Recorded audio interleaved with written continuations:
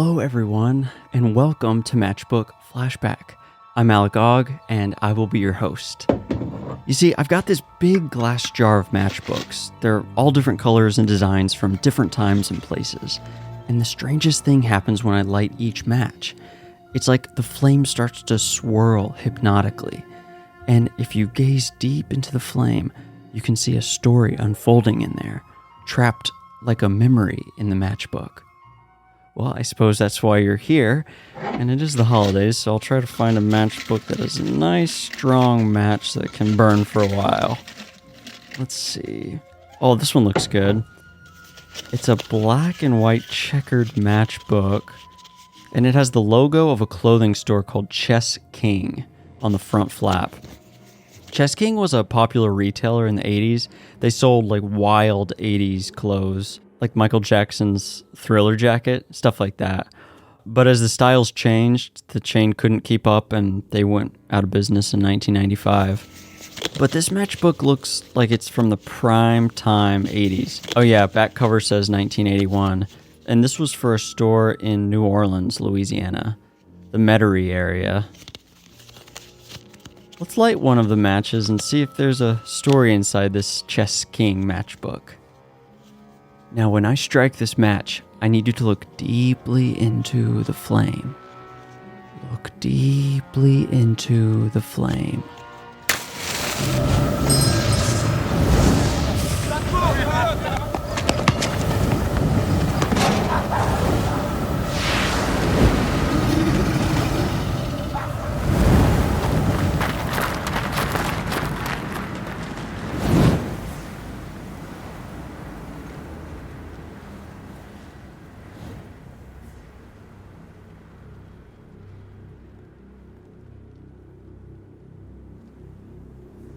It happened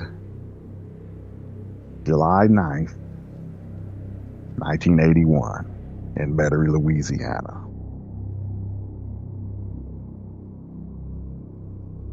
The backstory is I was living with a couple of cousins and my aunt, but my aunt, because of her age, she didn't like for us to call her auntie.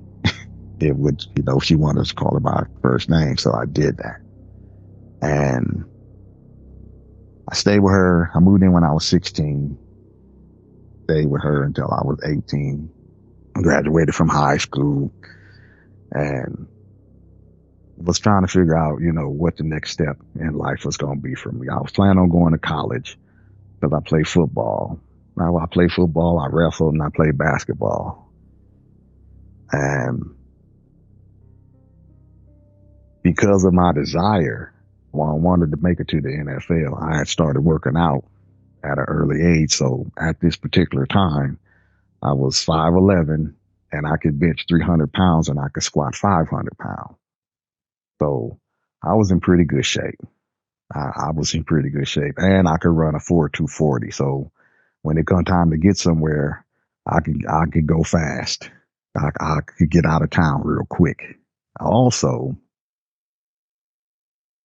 I don't want to say I was arrogant, but I was confident that any man, if I had a physical confrontation with him, I always felt like I would come out on top. So my aunt comes home one day and she says, "I'm going to have a family meeting." Now, usually when she said this, and she didn't say it a lot, but usually when she said this, that means that somebody didn't do one of their chores, whether it was cut the grass, clean up around the house, do dishes, that standard chores. And she would never curse us out or nothing like that. But by the time she got done talking to us, you're like, well, damn, we really got chewed on this one. We better not do it again. Well, I'm looking at my cousins and I'm looking at them like, okay, which one of y'all screwed up? Who didn't do a chore? And, they looking back at me like, what didn't you do? Why are you looking at us? And I'm like, well, we're going to find out in a few minutes. So he went in and took a shower and stuff and came out, and we always had our meetings at the dining room table, and we sat down and she said, in 2 weeks, I'm going to be moving to New Orleans. I'm going to leave the house here for you guys. I already had a part-time job, so I wasn't worried about that. And it was summertime. And y'all gonna be responsible for the rent and the utility. And don't destroy this house because it's gonna all fall back on me. Now, at this time, the last thing I'm thinking is what I'm gonna tell you in a minute. Because when she said that, my one cousin, he started kicking my foot up under the table.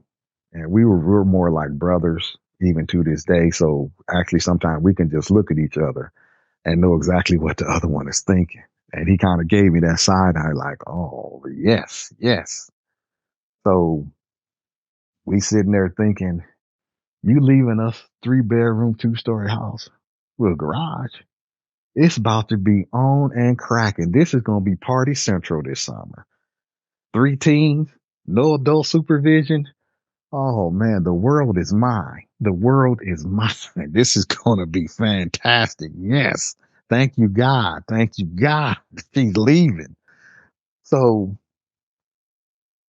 a few minutes, we got done talking and she got up and went in the kitchen and she called me in there. And I was like, oh, she forgot something. Now I'll come to chew. And she's like, well, I'm going to need you to help me drive down to New Orleans. You got to help me drive the U-Haul and unload it. And come Friday, I'm going to put you on a Continental Trailways back to Omaha. And I'm like, okay, all right. Because also at this time, I was going through a breakup with my first serious relationship and I was handling it okay, but you know, I was still sad about it, especially when I found out the reasons why we was no longer going to be together. But I'm young, and I'll bounce back, but that was my first serious relationship. So getting out of town at that time would have been a good thing for me. I could take my mind off of her and think about, see another city and think about some other stuff. So I readily agreed. Yeah, I'll do that. So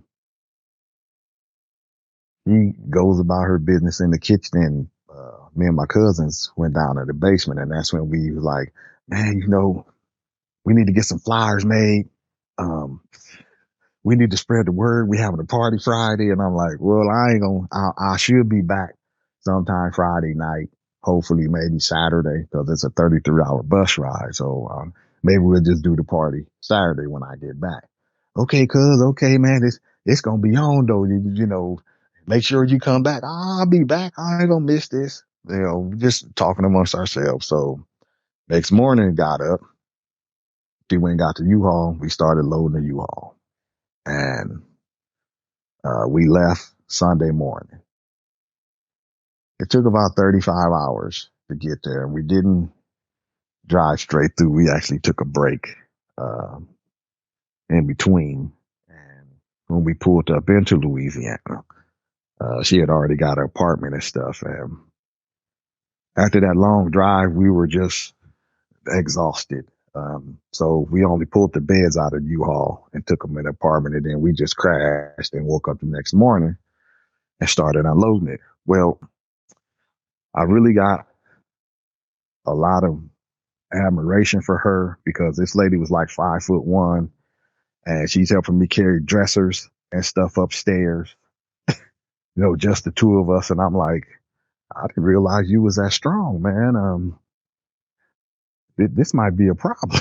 If we ever get into a fight, you might be a problem. Not that I would ever fight her, but I just was really in awe that she was that strong. But we got it unloaded and started, opening boxes and stuff like that. And she said, I'm gonna take you around to some of the tourist spots so you can get a chance to see the city before, you go back to Nebraska. Okay, that works. That works. So that night she took me to Popeye's chicken, and I had never had that because they didn't have one in Nebraska at that time. So I'm like, oh my God, this is some good chicken. This is really good.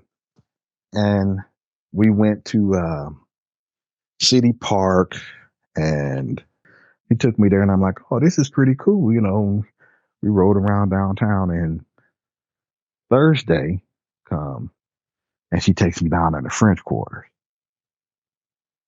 When we got there, and I'm standing there, walking with her, and I'm looking around, you got all these clubs.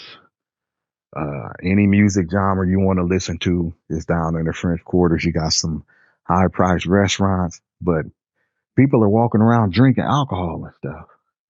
And you got little vendors set up on the corner. They selling cups, 32-ounce cups of mixed drinks called Hurricane, Tropical Storm.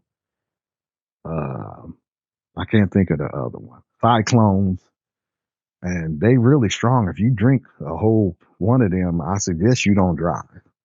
But I'm looking at this and I'm like, wow. I mean, there's police walking around down there too. They not, bothering anybody, harassing nobody. People walking right by them drinking and stuff. And I'm like, so you can walk around down here drinking and you got all these clubs and stuff? She's like, yeah, this is a big tourist attraction. They actually had a Mardi Gras down here. And I'm like, Mardi Gras? What is that? She told me about it. I'm like, oh man. But after I seen that, I'm like, I don't want to go back to Nebraska. I want to stay here. And she looked at me. She's like, well, wait a minute. She's like, ain't you going to school this fall? I'm like, yes, ma'am, but I can go. They got colleges here. I can go to school down here. She's like, are you sure you want to stay? I'm like, I want to stay. I don't want to go back to Nebraska. So she's like, well, you're going to have to get a job. I'm like, I can get a job and I can go to school. That's no problem. Can you just let me stay with you long enough to save up enough money to get my own place? She said, yeah, you can. You can, no problem. So I'm staying in Louisiana. I called my cousin next day and told him, and he was like, oh man, you ain't coming back. I'm like, well, I'll come back to visit, but it's going to be a little while before you see me. They're like, okay. So it took me about 8 days and I got a job. She actually helped me fill out my paperwork for Pell Grant and a couple of other grants to go to school. Cause I'm like, well, I just need these to get in. And then hopefully I'll be able to get a scholarship playing football for the remaining years that I'll attend college. And if anybody is around my age group or remember it, I got a job at a store called Chess King, the clothing store. And if you wanted to look like or dress like, not look like, if you want to dress like your favorite rock star, R&B artist, uh, jazz, anything, you go to Chess King. They had Michael Jackson Thriller jacket and some other stuff. And Flock of Seagulls, you want to look like that guy. You just came to there and you put together your ensemble and you go do what you do, but you looking like your favorite musician. And it was mainly a men's store, but we had a small section for women also.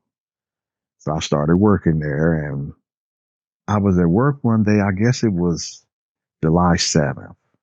And I was working, I was actually rotating some stock out because we had got some new clothing line in and I was rotating them out. And back in the day, the shops and even sometimes still today, they have it, but it have to be in a smaller city or something like that, maybe an antique store or something of that nature. You have that little bell above the door, so when somebody come in, it'll ring and let you know if you got a customer, if you helping somebody else, or if you happen to be in the back. Well, we had a bell like that, and it went off, and I was over rotating on the women's side. I was changing out some shirts, and I was working with my boss. He was actually helping two customers, so I looked up, and this girl walks in, and I was like, welcome to Chess King. Can I help you with anything? And she was like, oh, let me look around for a minute. And if I need some help, I'll let you know. Okay, take your time. When she walked away from the door and started coming, she was coming toward me because I'm in the women's section, but she wasn't coming directly at me. She was coming in my direction. I'm watching her walk.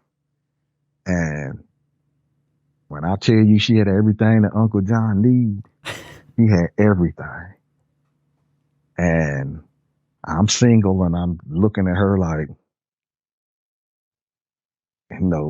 great balls of fire. She she, she, yeah, I want to get a chance to know her. I really want to get a chance to know her. She was gorgeous.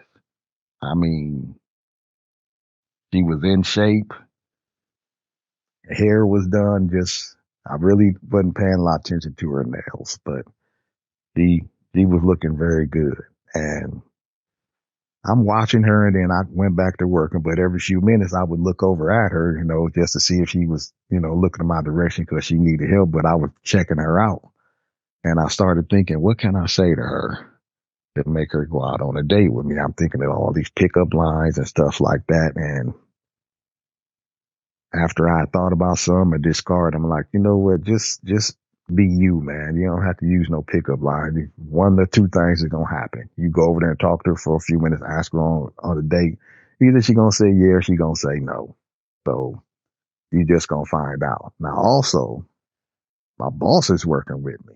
And even though sexual harassment wasn't a big thing in them times, I gotta make sure what I say to her is worded very carefully. Because my boss is a female, and I'm not trying to lose my job. I really like my job because quite a few women came in there, wink, wink. So I'm single, and I'm ready to mingle. I put it like that. Well, I look, she kind of walked over to where I was at, and she asked me about some of the shirts that I was hanging up. He asked me if we had any other colors, and I was like, "Yeah, I just ain't got a chance to bring them out. I need to take these down first." I said, "But I can go back there and get 3 for you and let you see them." He's like, "Yeah, could you do that?" So I went in there and I looked at her. I'm like, "You a medium?" She's like, "Well, bring a medium and a small."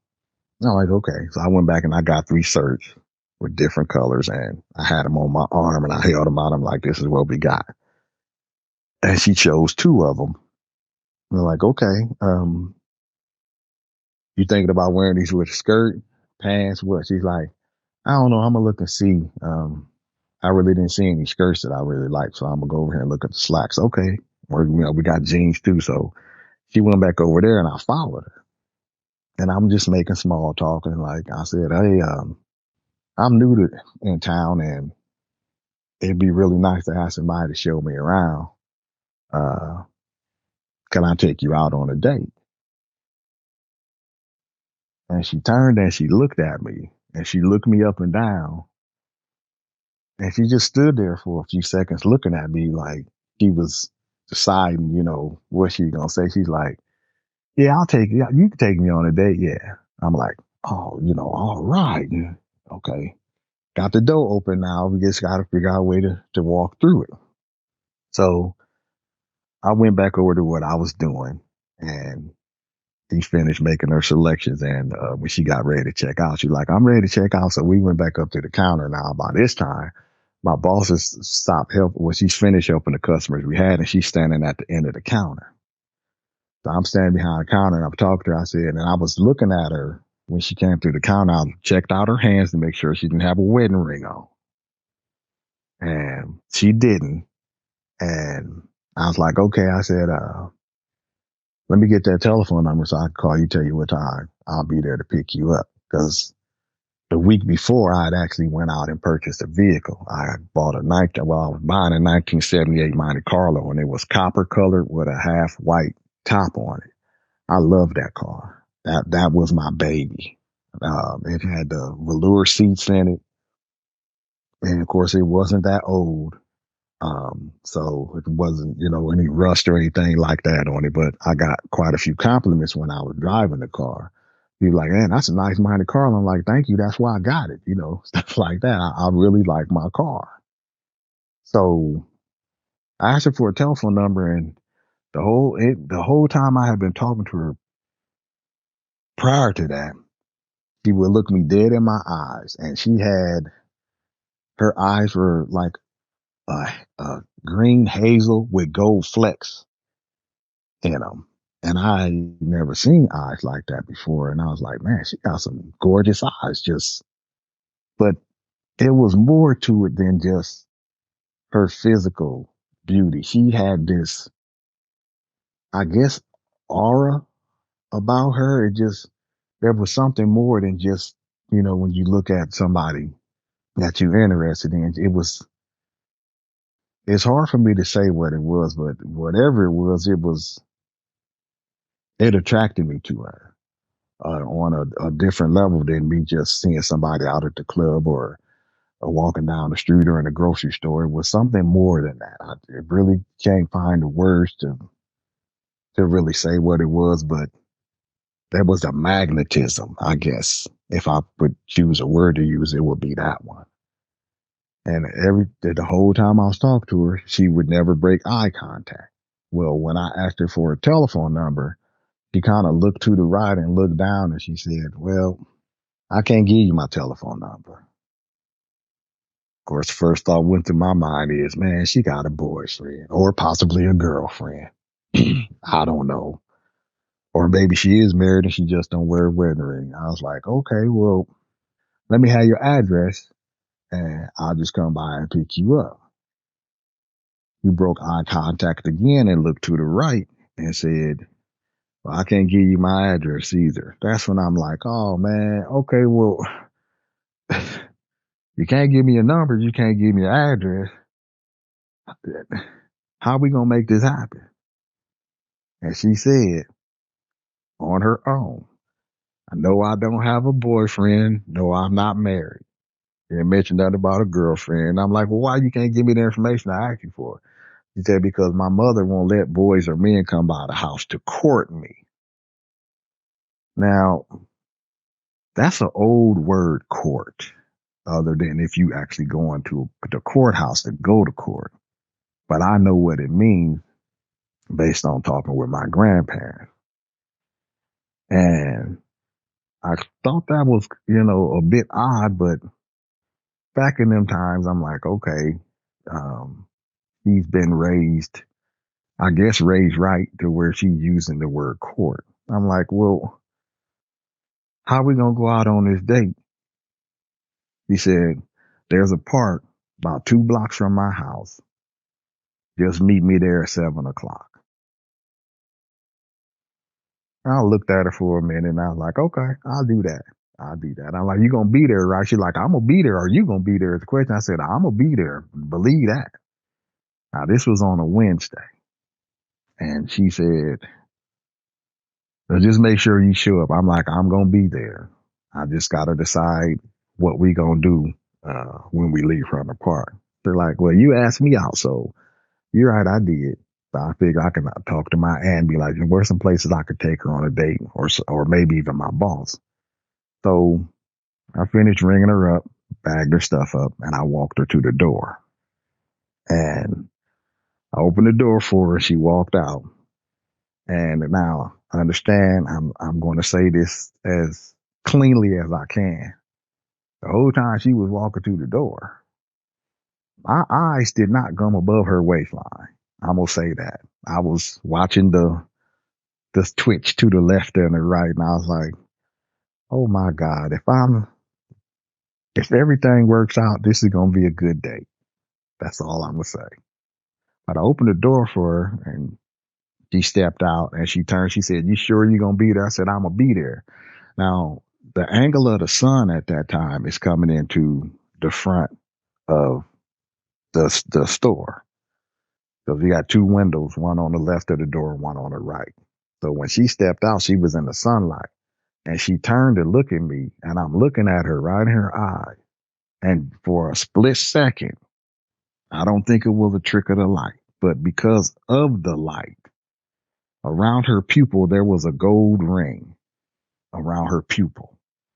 And it happened real quick. And when I was looking, I was like, oh man, you got some fantastic eyes. I ain't never seen eyes like that. And she kind of, blushed just a little bit. She, thank you. Thank you. You said that already. I'm like, I said, I ain't never seen eyes like that before.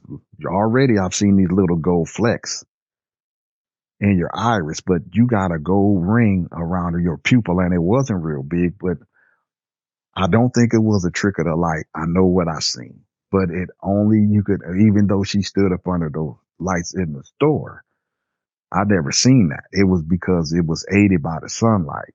So I can't explain it, but that's what I saw.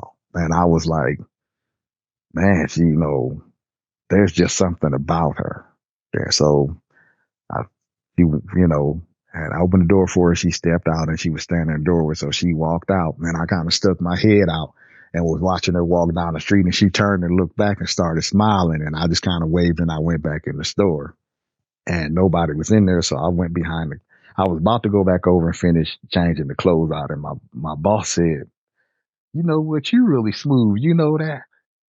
I said, what do you mean? She's like, you know how to talk to people. I'm like, well, yeah, I work in the store, so I got to talk to people every day. She said, no, you pretty smooth. I was listening to what she was saying to her. I'm like, I didn't say nothing wrong, did I? She's like, no, no, no, you respect what you said, but you pretty smooth with the way you be talking. I said, okay, well, whatever that means, thank you. And then it hit me. She told me to meet her at a park and gave me the name of the park. But I'm new here. I don't know where this freaking park is at, and I didn't ask her. I guess I was so thrilled that she agreed to go out on a date with me. That just totally slipped my mind, and I'm like, oh man. And my boss was like, what? I'm like, I forgot to ask her where the park was at. She's like, oh, don't worry about that. I know where it's at. So she actually drew me a map, turn by turn, how to get to the park. And I was like, oh, I appreciate that so much. And she said, well,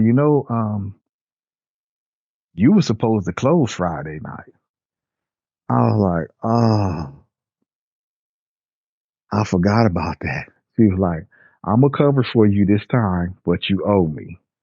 I'm like, that ain't no problem. Now, I'll close all next week if you let me go on this date. Don't worry about that. She's like, okay, just as long as you remember you owe me. So she drew me the map, and she was, asking me, where you going to take her? I'm like, I'm not sure. So she suggested a few places. I'm like, okay, I'm going to write this down. And, remember, I said, do you know how to get here? And she was telling me, okay, you come back down out of Metairie, and was telling me where to go. But I had to go up into Metairie, Louisiana, because I stayed in New Orleans. And it's about 22, maybe 23 miles away. But you go up Carrollton until you hit Tulane and go on the overpass, and it turns into Airline Highway, and then it's just a straight shot. So come Friday, she let me off at a little bit after 5. I picked out an outfit from the store and paid for it, and I went back in the storage room and changed clothes. And I put some cologne on too, and that was a big mistake. That was a big mistake because the mosquitoes in Louisiana, they like baby helicopters, and they will drain you dry if you stay out too long. Now I didn't put cologne on, I'm attracting even more. But I had did it, so now I got to pay the price. But I went and got my car, followed directions, and I went, and she told me, she put a note on it, said, if you pass Winn-Dixie, you went too far. Winn-Dixie is a grocery store chain in Louisiana, so I knew right where I had to go. I pulled up in front of the park about 6:56 when I checked my watch. And I parked and I got out.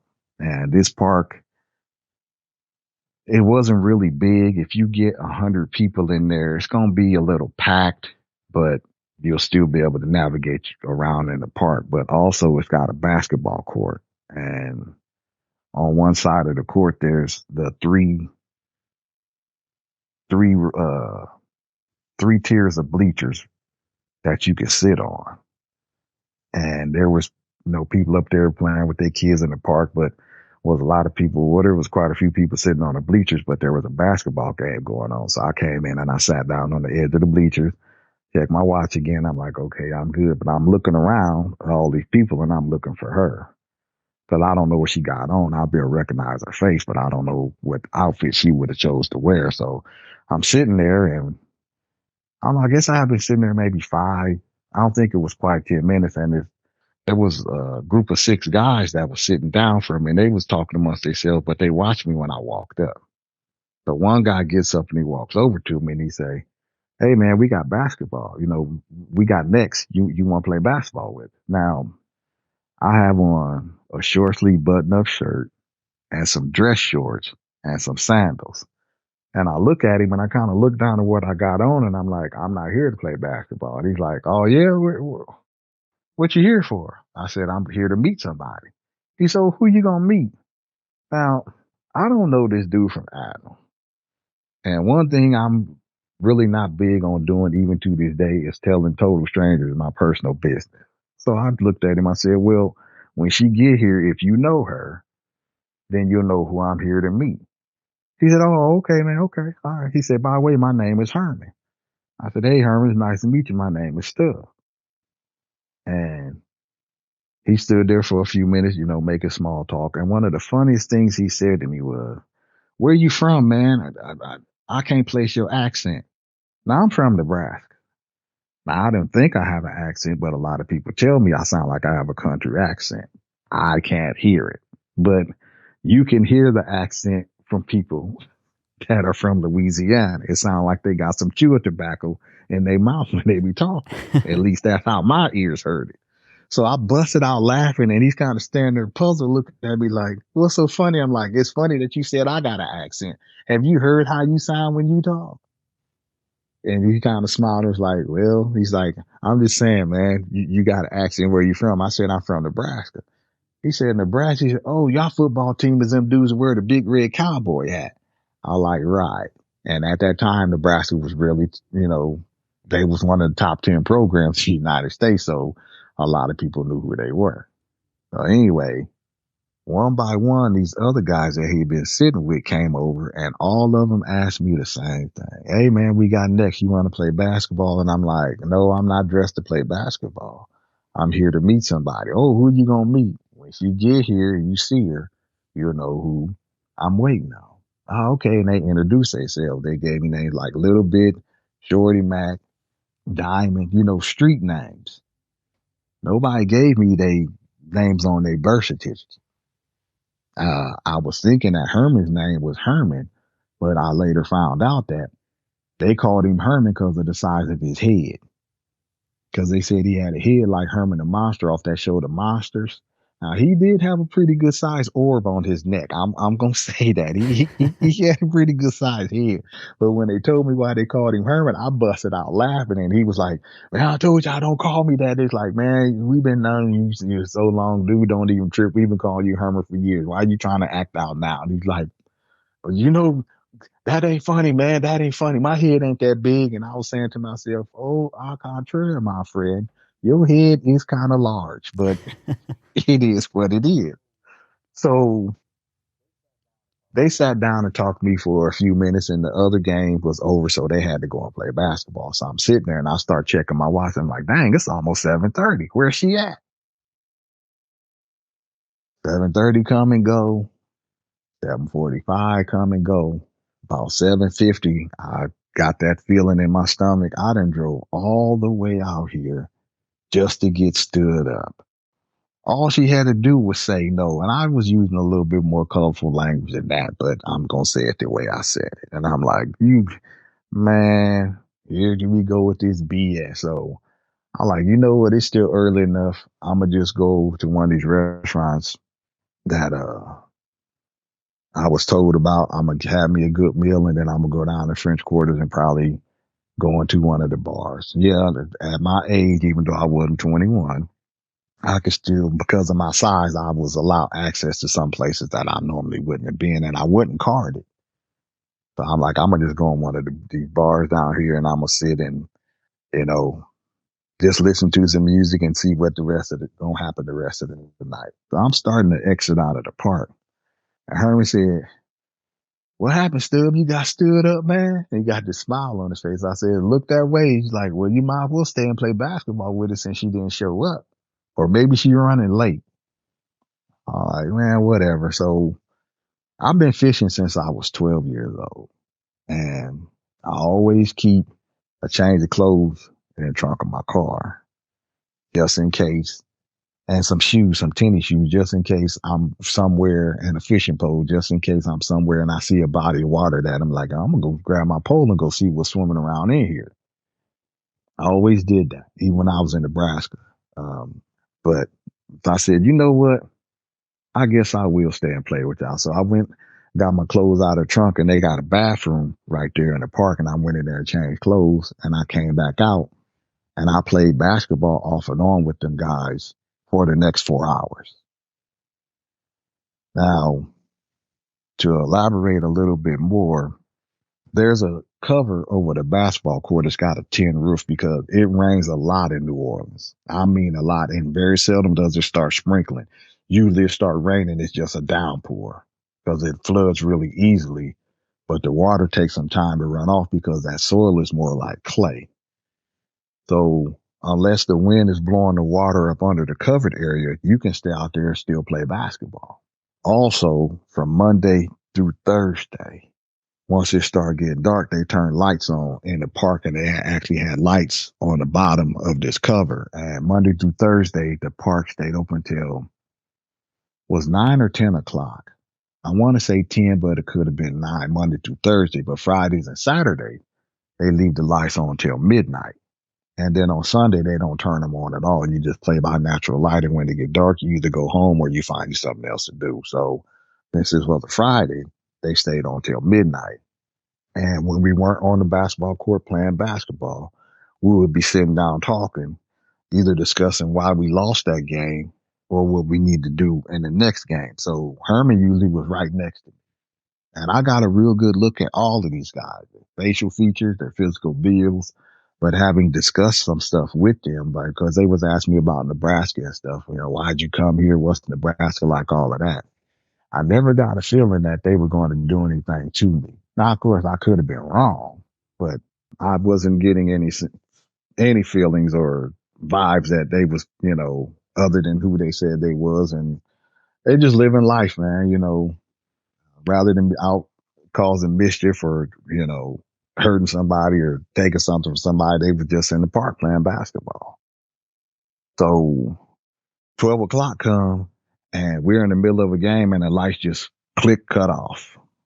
And I'm like, damn, it's pretty dark. But there was some light still around the park from the street lights that ran next to the park. So, game is over. We can't play in the dark. Somebody gonna get hurt, or it's gonna be a long game. You trying to shoot at the hoop and you can't see it.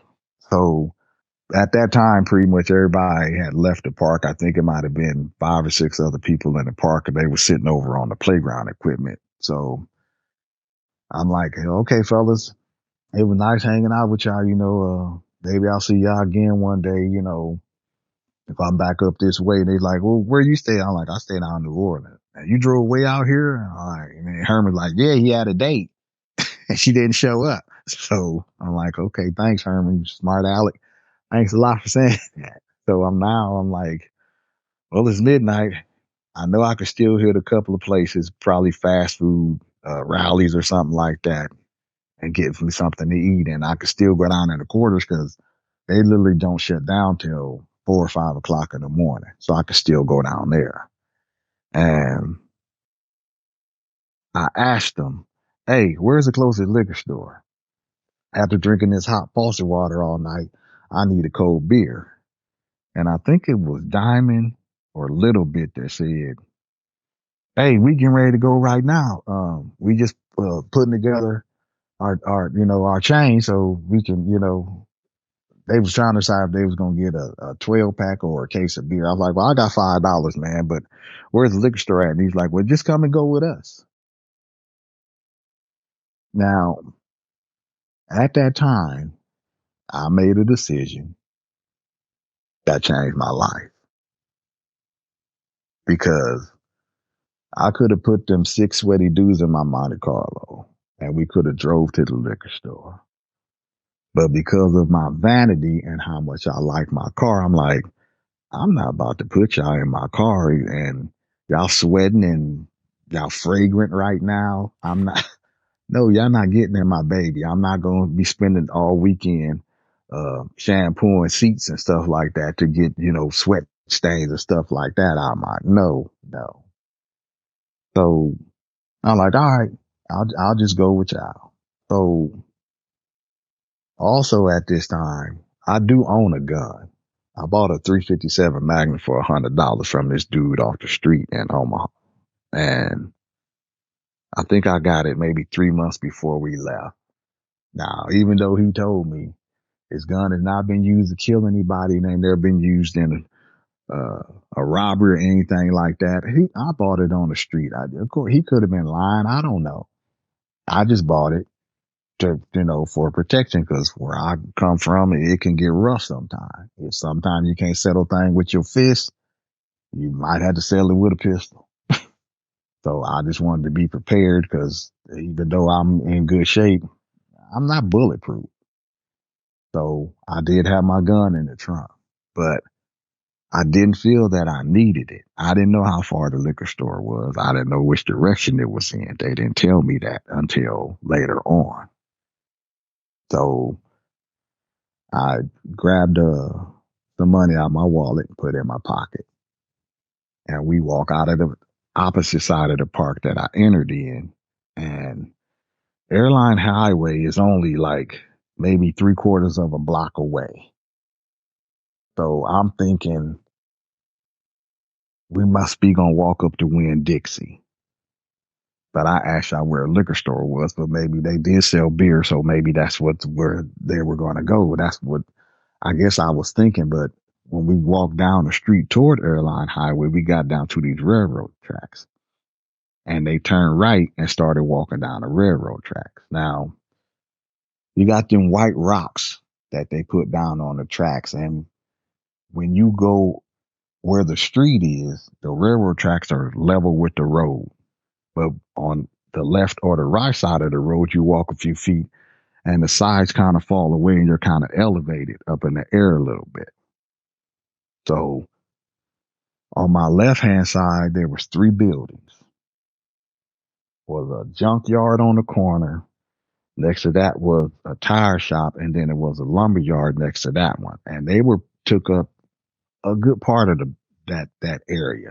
I can't say it was the whole block, but I know they were pretty big. But right behind each one of these buildings, almost right in the center, there was one street light, but they were spaced far enough apart that you could walk and you'll be under the light in the first one, but between that light and the second light or the third light, there was an area of gloom to where you could see the silhouette of somebody, but you couldn't look and tell if you knew them or not because you couldn't see their facial features clear enough until you got, I'm gonna say, within 5 feet of them. It was that dark, that gloomy in between.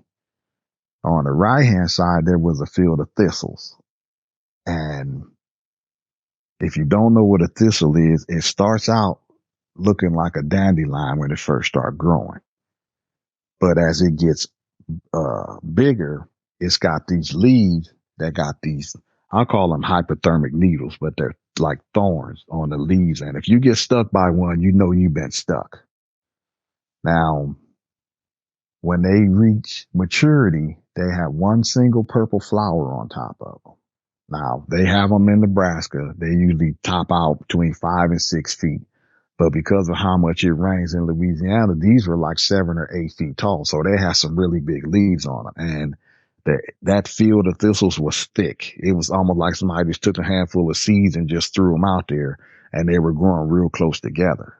But they were about 150 yards wide from what I could tell from the tracks, because on the other side of them, there were houses. You could see, if they had the back porch light on, you could see, the back of the house. Or if you look in between the house, you could see across the street, and you might see a house with another porch light on. But because there were street lights there, you could actually see there were houses right across the street from the park. There were houses up and down the street. There just weren't any on the side that the park was on until you get close to the end of the block. I think it was 3 houses on the end of the block. So we're walking along the tracks, and because we can't walk side by side, it was 3 in the front, 2 in the middle, and then me and Herman were bringing up the rear. And everybody's walking and crunching on these rocks, and they was making small talk up, in the front, but I couldn't hear clearly what they were saying because all of the crunching on the rocks. And I'm looking around, and Herman was talking to me, and he started asking me some weird questions. I'm like, what? First thing he asked me was, uh, how much does a newborn baby eat? Or how can you tell when they hungry? I'm like, when they start crying. Well, how much do you feed them? I'm like, usually it's between 2 to 4 ounces. He's like, okay. Well, do you know how to change diapers? And I got nieces and nephews. I'm like, yeah, I know how to change diapers.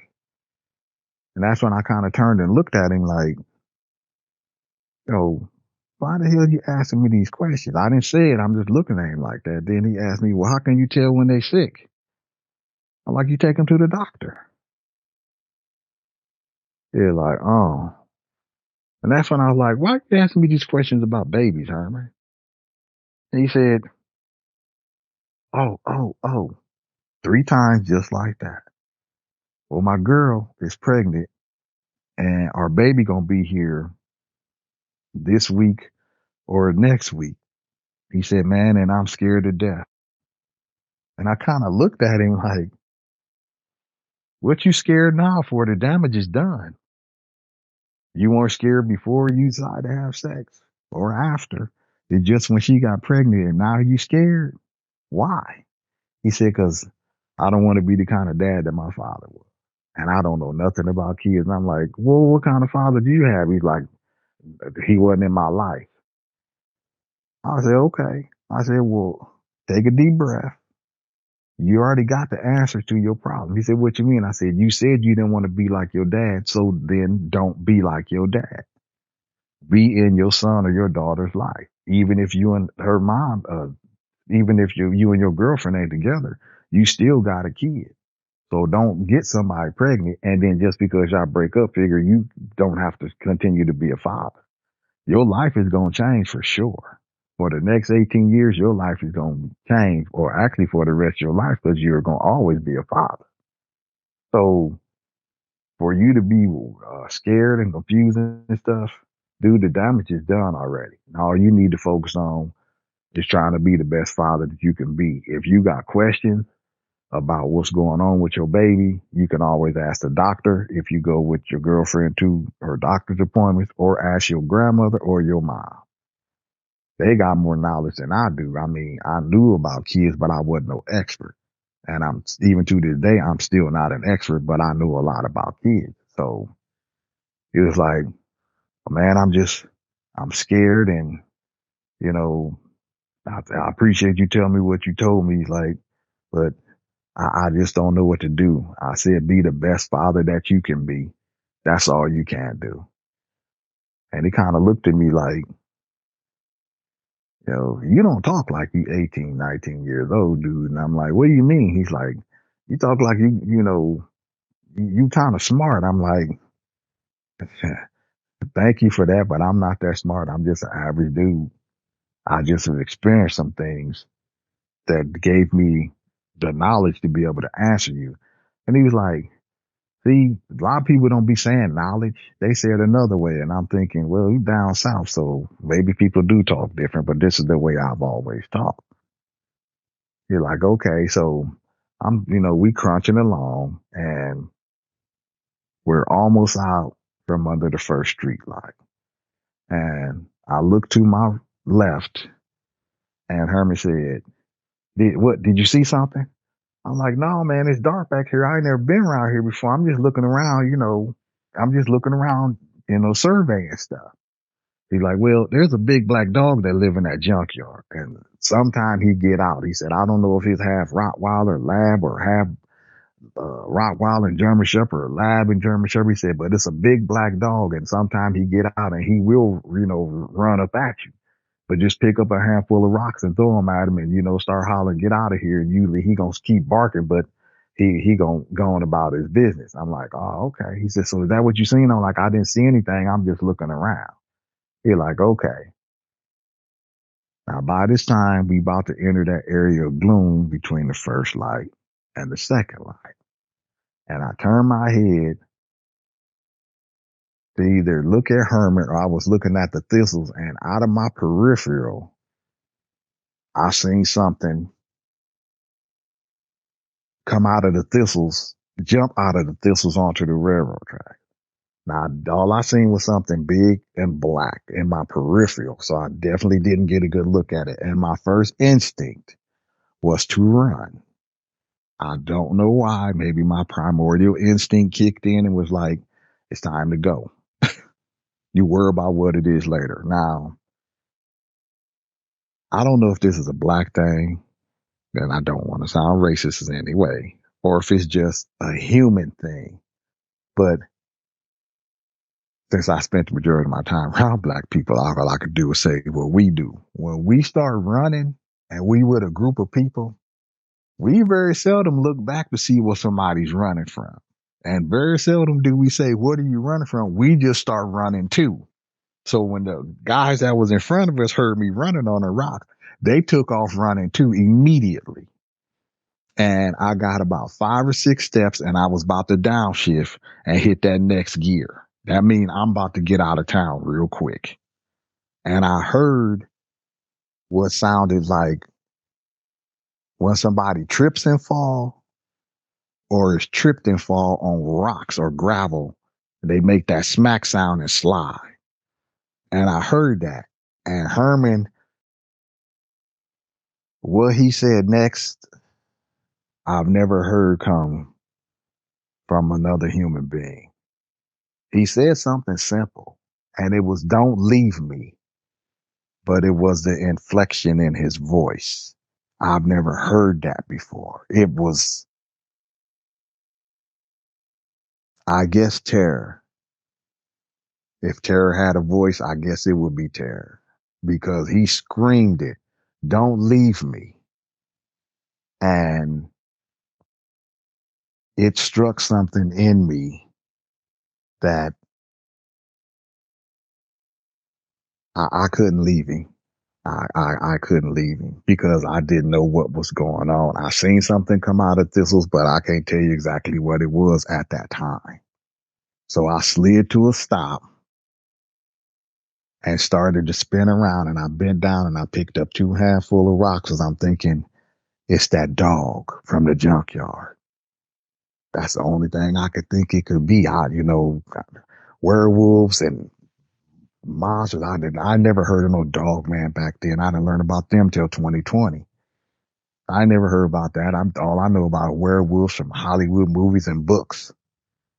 So I'm thinking dog, and he's laying just outside from being under the second light.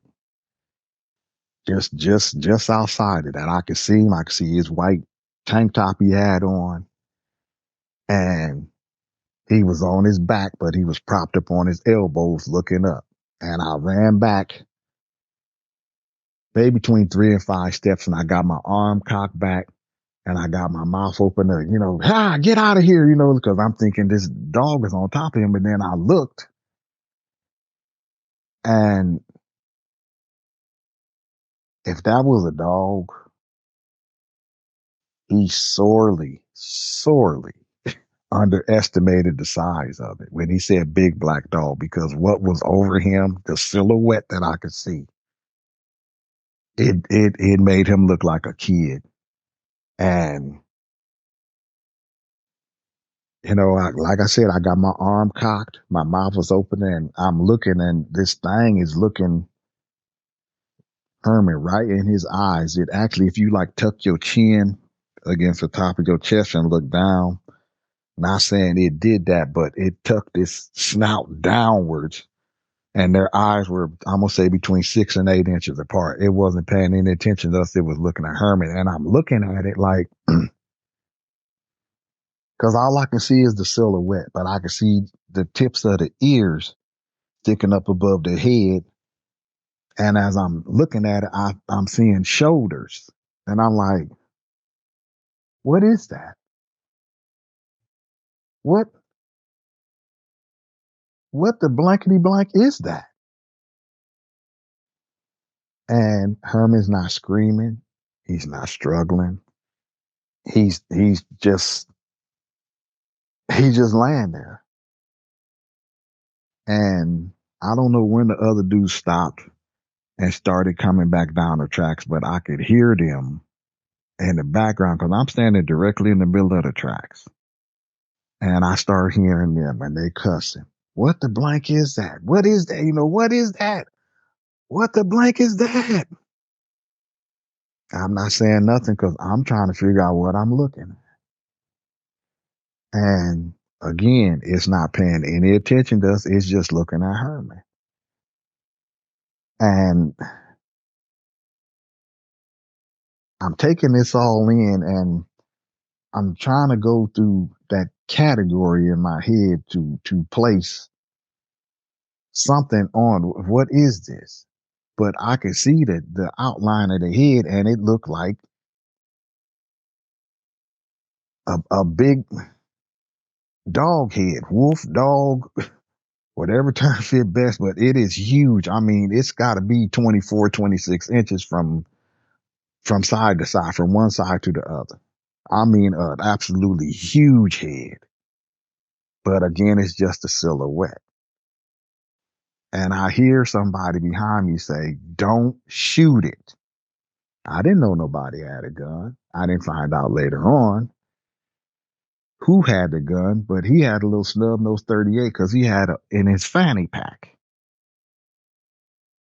And another thought occurred to me, please don't shoot it because I don't know where you're standing at. I figured they had to be on the left side and the right side of the tracks because I'm standing in the middle in order for them to see it. I don't know what kind of marksman you are. And if your hand is shaking or what, but please don't shoot it and I'm standing here.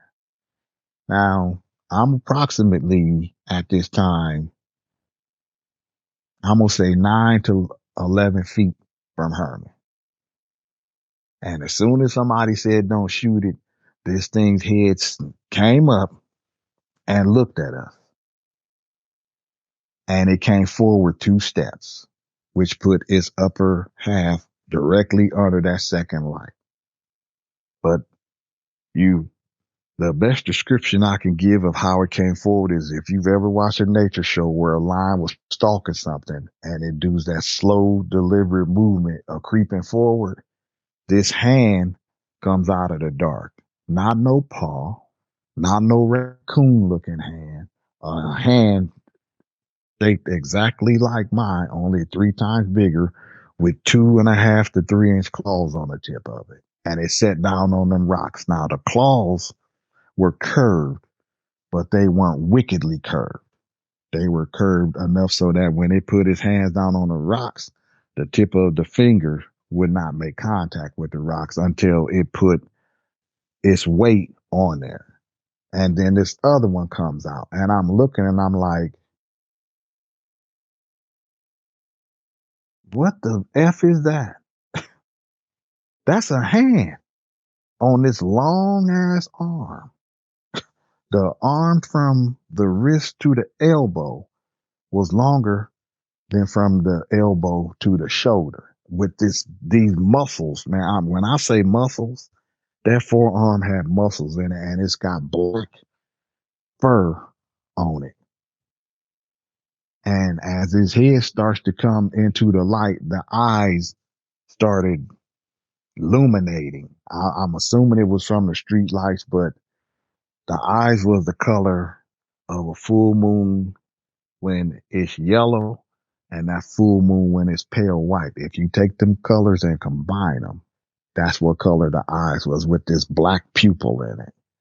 And the eyes were about the size of, I'm going to say golf balls, maybe a little bit bigger. But I'm seeing this huge head and this snout. And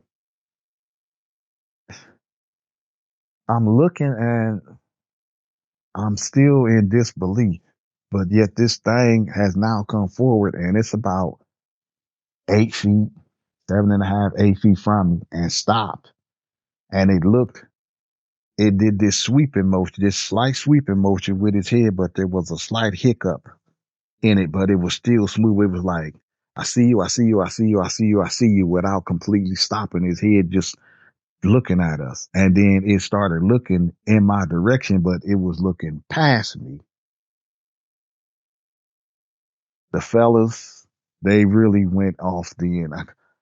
It's a monster. Look at that effing monster. Look, man, what is that? Look at that thing. I'm not saying nothing because I'm right here. Now, when it came forward, that mean his hindquarters or lower stomach was above Hermit's face, so he could have told you about the waterworks, or if it had a tail, I never seen a tail.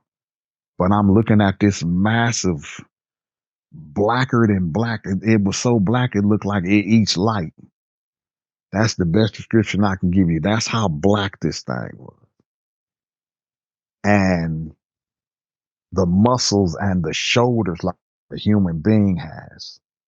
Now I can't see the lower half yet, but I'm looking at this and a voice in my head just as calmly said, and excuse my language, but this is the best that fits. Okay, I'm looking at a fucking werewolf. Just as calm as all, I don't know if what happened, but something in my head snapped that night. And I've never been the same since then. Not saying I'm crazy or anything like that, but I look at stuff in a different light now. Everything in my life. And I'm looking now, she's not looking at me yet. She's looking in my direction, but she's looking past me. So I can just assume that she's looking at the dude that's holding a gun. And she laid her ears back and did this grin. Now she didn't open her mouth. She just raised her jaw so you could see her teeth. And when I seen them canines, put a male African lion to shame. Not that they extended past her jaws on the side of her lower jaw, but they were big. I mean, and white, just a dazzling white. But every other tooth, even the ones between the canines, were cutting teeth. They weren't like a dog's teeth. It reminded you more of a bear trap or a great white shark's mouth, how the teeth interlock when the mouth is closed. But every one that I could see going back was a cutting tooth. And I'm just like, okay, I'm getting ready to die, and this is not going to be good. If I can say my life flashed before my eyes, that was the case. But when she did that grin, I just stood there and peed on myself. I'm locking, my body is telling everything in me is saying run, and my body just will not respond. And I was scared to death. I felt like I was going to die. I'm in a neighborhood. I can hear cars going up and down Airline Highway. Yet, Superman ain't going to show up. Batman ain't going to be there. And that's the kind of help I need if I'm going to get out of the situation. That's what's going through my mind. I'm going to need a superhero to save me from this monster that's right in front of me. And she let out this growl. It wasn't real loud, but it was enough to let you know this could go either way. Almost like, shoot me if you want to. Shoot me if you want to. Because her eyes kind of squinted up a little bit when she raised her. I don't have them as often as I used to, but every now and again, I still have nightmares about that face that she made. And thank God he didn't shoot. Thank God he didn't shoot. But I'm standing here and I'm looking and they screaming and I'm taking in what I can see. And some things, well, actually nothing really made sense about what I was seeing because you could see the muscles up under the fur. It was only maybe 2 inches long, if that. But there was no debris in her coat. And she come out of these thistles. There should have been leaves or the hair should have been disheveled in places. No, it was almost like she just came from the groomer. There was no, I didn't see no dirt, mud, or nothing on her hands or anything. It's like she just came from a groomer or whoever was taking care of her, if that was the case. And she was there on them tracks. I could hear her breathing. I could see her size rise and fall. I even smelled her breath. And it smelled like she had ate something and never ever brushed her teeth. That's the best description I can give you. It was not a rotting smell, or I didn't smell wet dog or none of the other stuff. I just smelled bad doggy breath. And to hear it breathing is like a cow. Not when they really labor breathing, just normal breathing. It just was amplified. And I'm looking, and the reason I used the cow is because my father used to be a truck driver, and he was hauling meat from a slaughterhouse. So sometime he had to haul live cattle, and I rode with him. You know, sometime during the summer we might be going for a week or something like that. But I've heard, seen cows and bulls, and uh, heard them when they uh, mooing and snorting and all that other stuff, or just when they breathing. When we would, go to a truck stop and go get something to eat, and we walk back past the trailer, I'd hear them in there breathing. So that's the closest I can put as to the sound that I heard. And yet this ain't no cow that's in front of me. And I'm like, when I seen that face, it just, okay, God, I'm gonna be the one that they dump in front of the gates out of the 33-gallon garbage bag. Hopefully I can put me back together before you allow me into heaven if I'm gonna get in, but I'm dead. I don't see no way I'm gonna get out of the situation, and it's not gonna be a pleasant death. I'm gonna feel every bite, every shred, every rip. It's gonna be real bad. Yet that's not what happened. But that is what I was sure was gonna happen. I don't know what she was waiting for, because she was big enough to kill all of us. Now again, I'm just seeing her upper half at this time, but she's down on all fours. And she looked like that would be her main mode of transportation, even with hands, because of how she slinked into the light. So I'm gonna have to say a couple of minutes went by where we were just staring at one another, and she stopped grinning and she just looking at us. And I'm like, okay, I don't know what's gonna happen next, but now I guess self-preservation is kicking in, and I'm thinking, how am I gonna get out this situation? Where where can I go? Now, behind those three buildings that I've mentioned before, there is that tall chain link fence with the three strands of barbed wire at the top. And just based on what I seen from the tire shop, you could climb up that fence and you might get chewed up on that barbed wire a little bit. But if you could get on top of that, you could actually jump from the top of the fence and access the top of that tire shop roof. And if you run across that, you can drop right down and be next to Airline Highway. So I'm thinking, if I can make it to the fence and get to the top, yeah, I'm gonna get chewed up. But if I can get on top of that building, I'm gonna drop back down that, next to Airline Highway. Maybe I can get somebody to come and help, because we were down the tracks a bit. But if you had a turned up the street that we came down to access the railroad tracks, all you had to do was look to your left or your right, and you would have been able to see us up under that light on the railroad tracks. Nobody came. And with all the yelling and screaming that they was doing, I would hope that maybe somebody in one of them houses on the other side of them thistles would have heard us and at least came out on their back porch. They might not have been able to see us really well because the thistles pretty much was blocking the view, but you would have been able to hear them screaming, because they're screaming. They weren't being quiet about it. And this thing is just standing there breathing. So as I'm starting to formulate a plan to get through this fence, I turned my feet in that direction, but I kept my upper torso looking at her. She must have heard me crunching them rocks when I was shifting my feet because she snapped her head and looked me dead in my eye. And I stood there and was looking at dead, right smack dead in her eyes. And not that I heard a voice, but the look that was conveyed on her face was run. Go ahead, try it. Run.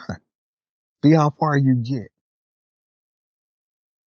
There was more than an animal looking at me at that moment. There was intelligence behind them eyes. And it's almost like it was a dare. Run. Instead of running, I just stood there and I peed on myself again, just from the intensity of the look that was in her eyes. Now I'm back to, okay, now she's getting ready to kill me. Now it's a wrap now. Taters mashed, biscuits brown. You about to die, Roy. And I'm making my peace with God in my head because it looked like it's about to be on and over real quick. But that ain't what happened.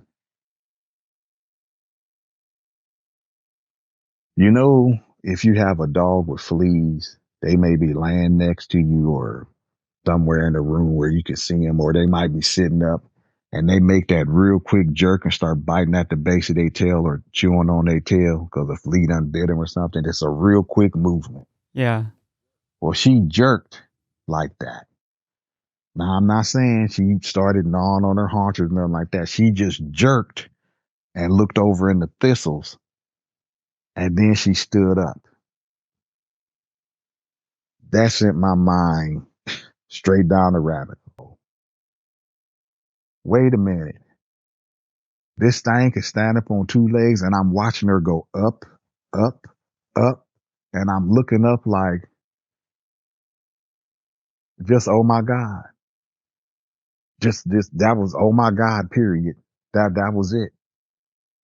And then that's when I got to see more of the front of her. She had gray splashes in her coat, but not in a pattern.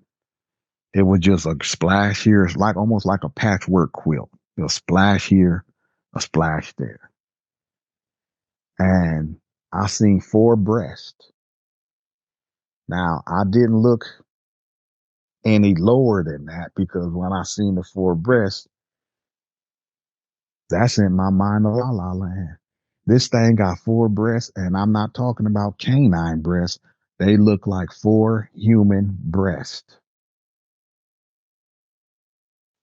They were spaced far enough apart. I'm not trying to be a pervert, but I could have took my hand and put it up under the top one, and it would have slid right in between. I'm sorry, where the second one started, but it was 4 human breasts with fur on them or hair, whichever fits best.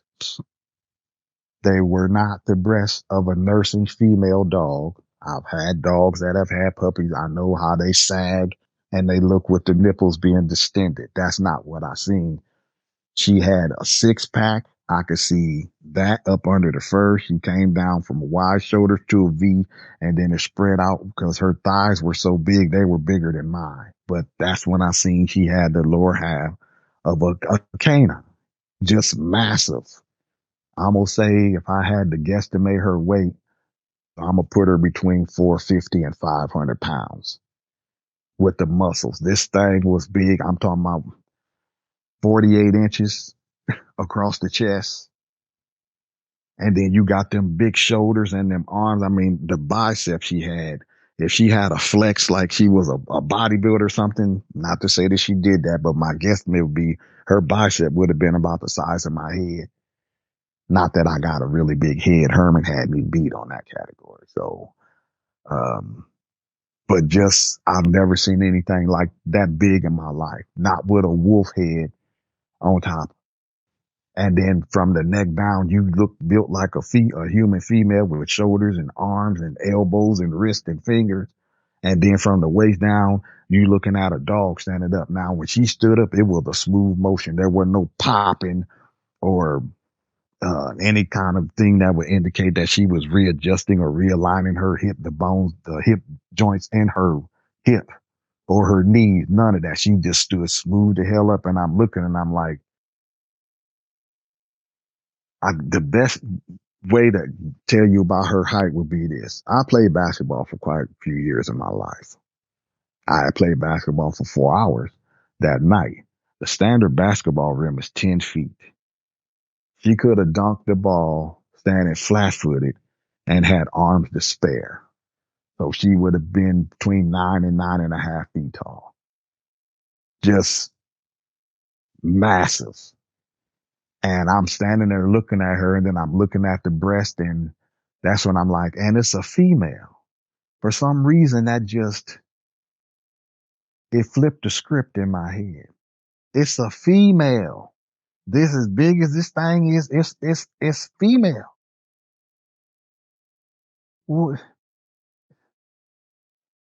in the hell is going on? What in the hell is good? This is a female monster. Now, of course, at that time, I had never seen any werewolf movies or even read any books about a female werewolf. It's always been male.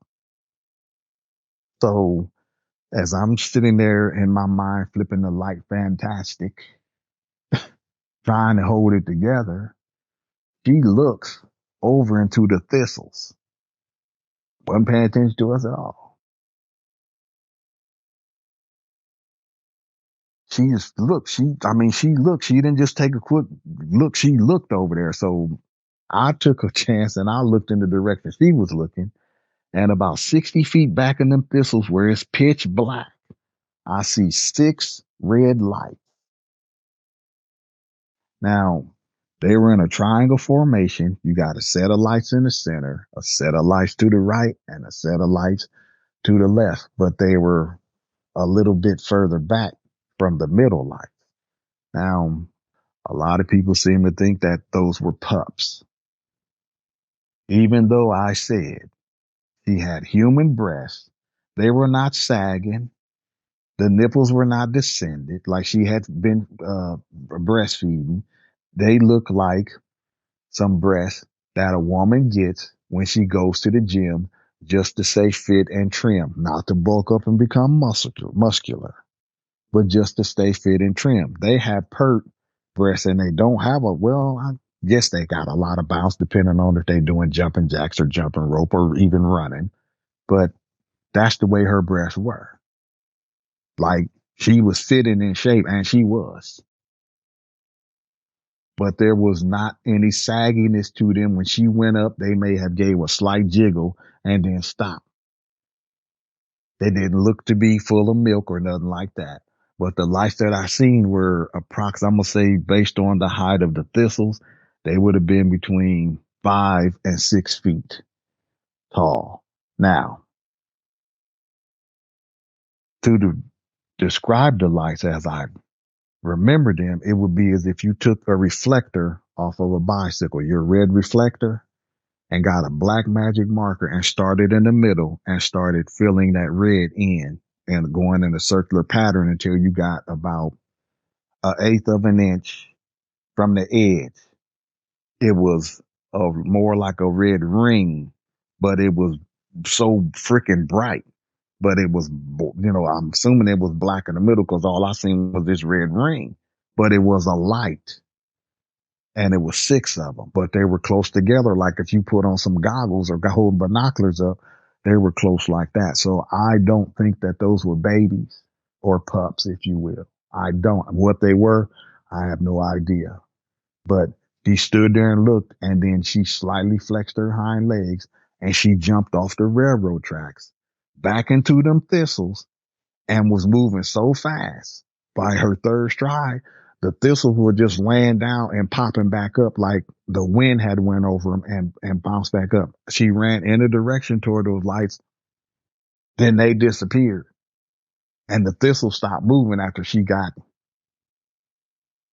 maybe 70 80 feet in because I'm standing on top of the track so I can see when they land down and popping back up based on the light from the houses on the other side of thistles.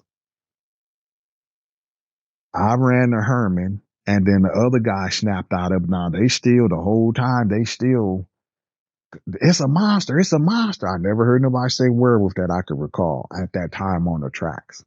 But it's a monster, it's a monster. And it was Diamond because he got a distinctive voice. He said, and it got titties. It got titties too, y'all. Did y'all see the titties? So I'm running to Herman. He's still in the same position he had been in, on his back, propped up on his elbows, and he's looking up like he's looking at the night sky. But to see the look on his face, excuse this expression, but he looked like a village idiot. His eyes were blank and glassy. He had some drool coming out of the left side of his mouth. And he was just basically locked in that position. So I'm shaking him, calling his name. Herman's he's not responding at all. I mean, he don't even cut his eyes and look at me. He's just staring up in the air. So we get him up, and it's almost like dead weight. He's not assisting us at all. Now, I don't know why they decided to do this, but I would have thought that we should have went back up the tracks to the park and maybe to one of them houses or something like that to get assistance. And I didn't think about this till a little bit later on, but they said, come on, we need to get down here to the liquor store so we can use the payphone and call the police. That means we got to walk further down the railroad tracks, past the lumber yard to access the liquor store, which I still don't know exactly where it's at. But I'm there, I'm committed. My herd instinct is kicked in. I'm not about to go anywhere alone by myself. Hell to the no. I'm sticking with y'all till we get back to wherever the frick we need to be so I can get in my car and I can go. So we walk down the tracks, past the third light, maybe 25 feet. And then there's a path that from multiple years of use, they'd have actually wore the path down to the dirt where there's no grass and no thistles growing. Two people can walk side by side through this path. But we got to walk through these thistles. Now, what I didn't know is the further you get down the tracks, the smaller the width of the thistles are. So we didn't have to go through them really far, but we still had to go through them thistles. And they're growing on both sides of this path. So we carrying Herman, the guys is talking, and I'm looking like, why are we going this way? I'm not saying a lot. Why are we going this way? They just, come on, man, come on, come on, man, come on, hurry up, hurry up. So we pretty much half carrying, half dragging Herman, and we come out of the thistles into the liquor store, the rear of the liquor store. And it's got one light on the back of it, and there's a car parked there. So, oh God. Once we we come around the side of the liquor store and make it around the front, it's got a little lip, a little ledge on it right outside the big main window. And prop Herman on that, and that's when we discovered he done evacuated both of his bowels. We sit him down. He's still not responding. He's checked out. I'm standing there with my hand in his chest because if you don't support him, he's going to do a face plant on that concrete. So I'm standing there. Diamond, Little Bit, and Shorty Mac, they run into the liquor store, and it's about 12:52, 12:54. Now, we left out of the park a little bit before 12:30. So this encounter took some minutes to occur and then come to its conclusion on the tracks. They run in the store, they all talking at once. Man, monster, railroad track, werewolf. My friend, monster. They all talking at once, and the clerk is standing behind the counter. He's looking at each one of them, and he's got this look on his face at first, like, the hell is y'all talking about? And they all talking at once there. I mean, it's just a mess. Finally, he had heard enough, and he said, listen, I don't know what y'all been smoking. I don't know what y'all been drinking. I don't know what y'all been snorting, and I don't know what y'all been shooting up. Make your selections, bring them up here to the counter so I can ring you up. It's time, almost time for me to close. Man, you don't understand. It's a monster on the railroad tracks. He said, I don't know what kind of game y'all playing. I don't want to hear this nonsense. Go make your selection.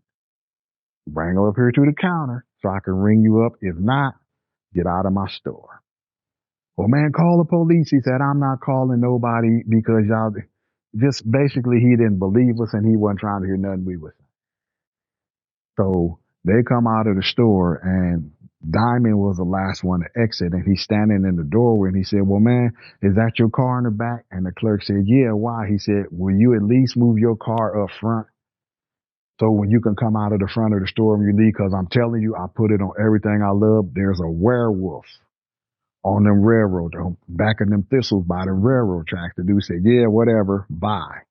They came out.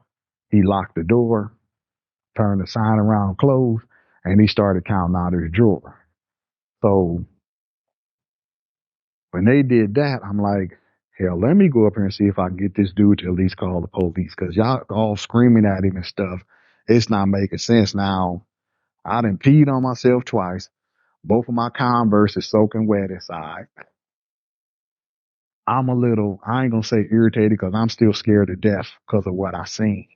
Because when she growled, I felt that. I don't know if it came from my feet and went up to my chest or from my head and went down to my chest, but I felt that shit in my body. He's my friend. So I know that I wasn't having a hallucination or dreaming. None of that. What happened to me was real. So I go up and I tap on the glass. He looked up at me. I just made that universal sign, for a phone call. He made that little shooing motion with his hand and looked back down and continued to do what he was doing. And I'm like, man, will you at least call the police? He did the shooing motion again. I'm like, all right. Now, way after the fact, as I was replaying it in my head, I could have made him call the police. And it would have been hard. All I had to do was pick up one of them rocks out of the parking lot and throw it through that big old picture window. He would have called the police then. Or maybe he would have pulled a gun from behind the counter and shot me saying I was trying to rob him. But irregardless, the police would have been called either way. I wasn't thinking about that at the time. I'm thinking, just call the police, man. We'll deal with it after that. Because I'm on foot now with them. So now we got to get Herman home. We got to get Herman home. Now, we had money, but I don't think anybody had any change for the payphone. I had $5 bill. And I know they said they was counting their money together. I didn't ask them if they had any change, but I believe there was a payphone not too far from me. It was somewhere on the lot. So now we got to get Herman home. I'm not going back around the back of that building, back up them railroad tracks. That's not happening. Even if they had decided to do it, okay, I'll take my chances on the surface street. But now we got to take the long way around. And since Herman is really not assisting us, it took about 45 minutes for us to get back up to the park. And we walking and talking. And if we heard any sound that we couldn't readily identify as a car door closing, a car coming down the street, we stopped and was in a semicircle and all eyes is out. And did you hear that? Yeah, I heard that. Sometimes I think we imagine we heard something and we would stop and be like, did you hear that? No, man, what'd you hear? I'm not sure. But they all, we talking at once, but in hushed tones. Man, that was a fucking monster. It had breasts. Did you see that thing? Man, what did it do to Herman? That was the main question. What did it do to Herman? Now, before we left from the liquor store, one of the weirdest things that I've ever seen in my life, if seeing a werewolf or dog man, if you will, happened. When I was up there tapping on the glass trying to get the clerk to call the police, I could hear the dudes talking. And I believe it was either Shorty Mac or Little Bit that was saying, what's this white stuff in Herman hair? I can't get it out. But I'm trying to get the clerk to have him. So I'm only listening with half an ear. But when he refused to do it, I started walking down to them. And then I heard him say, man, what's this white stuff in Herman hair? It won't come out. So I kind of shouldered in between them, and I'm, put my hand under Herman's chin. They had been trying to get him to snap out of that, and I popped him a couple of times. At least I hope I didn't hit him too hard, but I did give him a couple of smacks and no response. So I'm looking, and I see this white patch in his head. So I rubbed at it with my hand, no change. So I even took and licked my thumb and my forefinger, and I'm rubbing his head to try to get it to come out. Cause I'm thinking this is rock dust from them white rocks. No, it wasn't coming out. So I actually took his hair and parted it, and all the way down to his scalp. Herman now has a white circle, a little bit bigger than a 50-cent piece, in his hair. Now, when he walked up to me, when I first got to the park, his whole head was black. When we sat down next to each other and I'm looking at him in his face when he's talking to me, there's no white spot in his hair. We played basketball running up and down. I've seen him from every angle. There's no white spot in his hair. But yet now he got this white patch in his head. And I'm like, I didn't know what to say because I never seen nothing like that. But I know that dude's head was completely black when I first met him. And before we was on the railroad tracks, his hair was completely black. I did a little research on that and found out that sometime when a person has a supernatural encounter or sometime a near-death experience, they whole head may turn white, some locks of their hair may turn white, or they might get a white patch in their head. But at that time, I never heard anything like that. And I was like, I don't know, man. We'll worry about this later on. Can we go? So about 45 minutes, roughly, we get back to the park. We go through the park and come out the same entrance I came in. We go across the street. Herman lives the second house from the corner. To walk up in his yard, I got Herman's arm around my neck. I actually got to hold his wrist to hold him to keep his arm around my neck. And one of the other guys was on the other side. I sat him down on the porch, and I got my hand in his chest because he's sitting on the edge of the porch with his legs dangling off, but not on the steps, just to the left of the step. His legs are dangling there, and I'm holding him because he's still not responding. His body's basically limp. If I let him go, he's face planted. So I got my hand in his chest. They run up on the steps and do the same thing they did at the liquor. One is knocking on the door, another one's ringing the doorbell, and another one is knocking on the window. Now, it's almost 2 a.m. in the morning. So Herman's mother answered the door, and she's got on her night clothes, and she's not happy. Who the hell is beating on my door like they the police? What the hell is wrong with y'all? They all start talking at once. Herman, monster, railroad tracks. It almost got us. And she looking at him like, cause it's a jumble when three people are screaming at you. So finally she said, shut up. You, what happened? And he told her. When he got to the part about there's something wrong with Herman, a monster almost got him. She's like, what you mean something's wrong with Herman? What's wrong with my baby? Now, I ain't never seen this woman before. I don't know who she is. I'm assuming that that's his mom based on her age. She walks to the edge of the porch and looked down at me like, basically, who the blank is you? She didn't ask me that. She just had that look on her face. I didn't say nothing. I'm just looking at her. So she grabbed Herman by his shoulder and shook him. Herman, baby, Herman. Herman didn't respond. His head is like he got water in the center. It's just rolling around.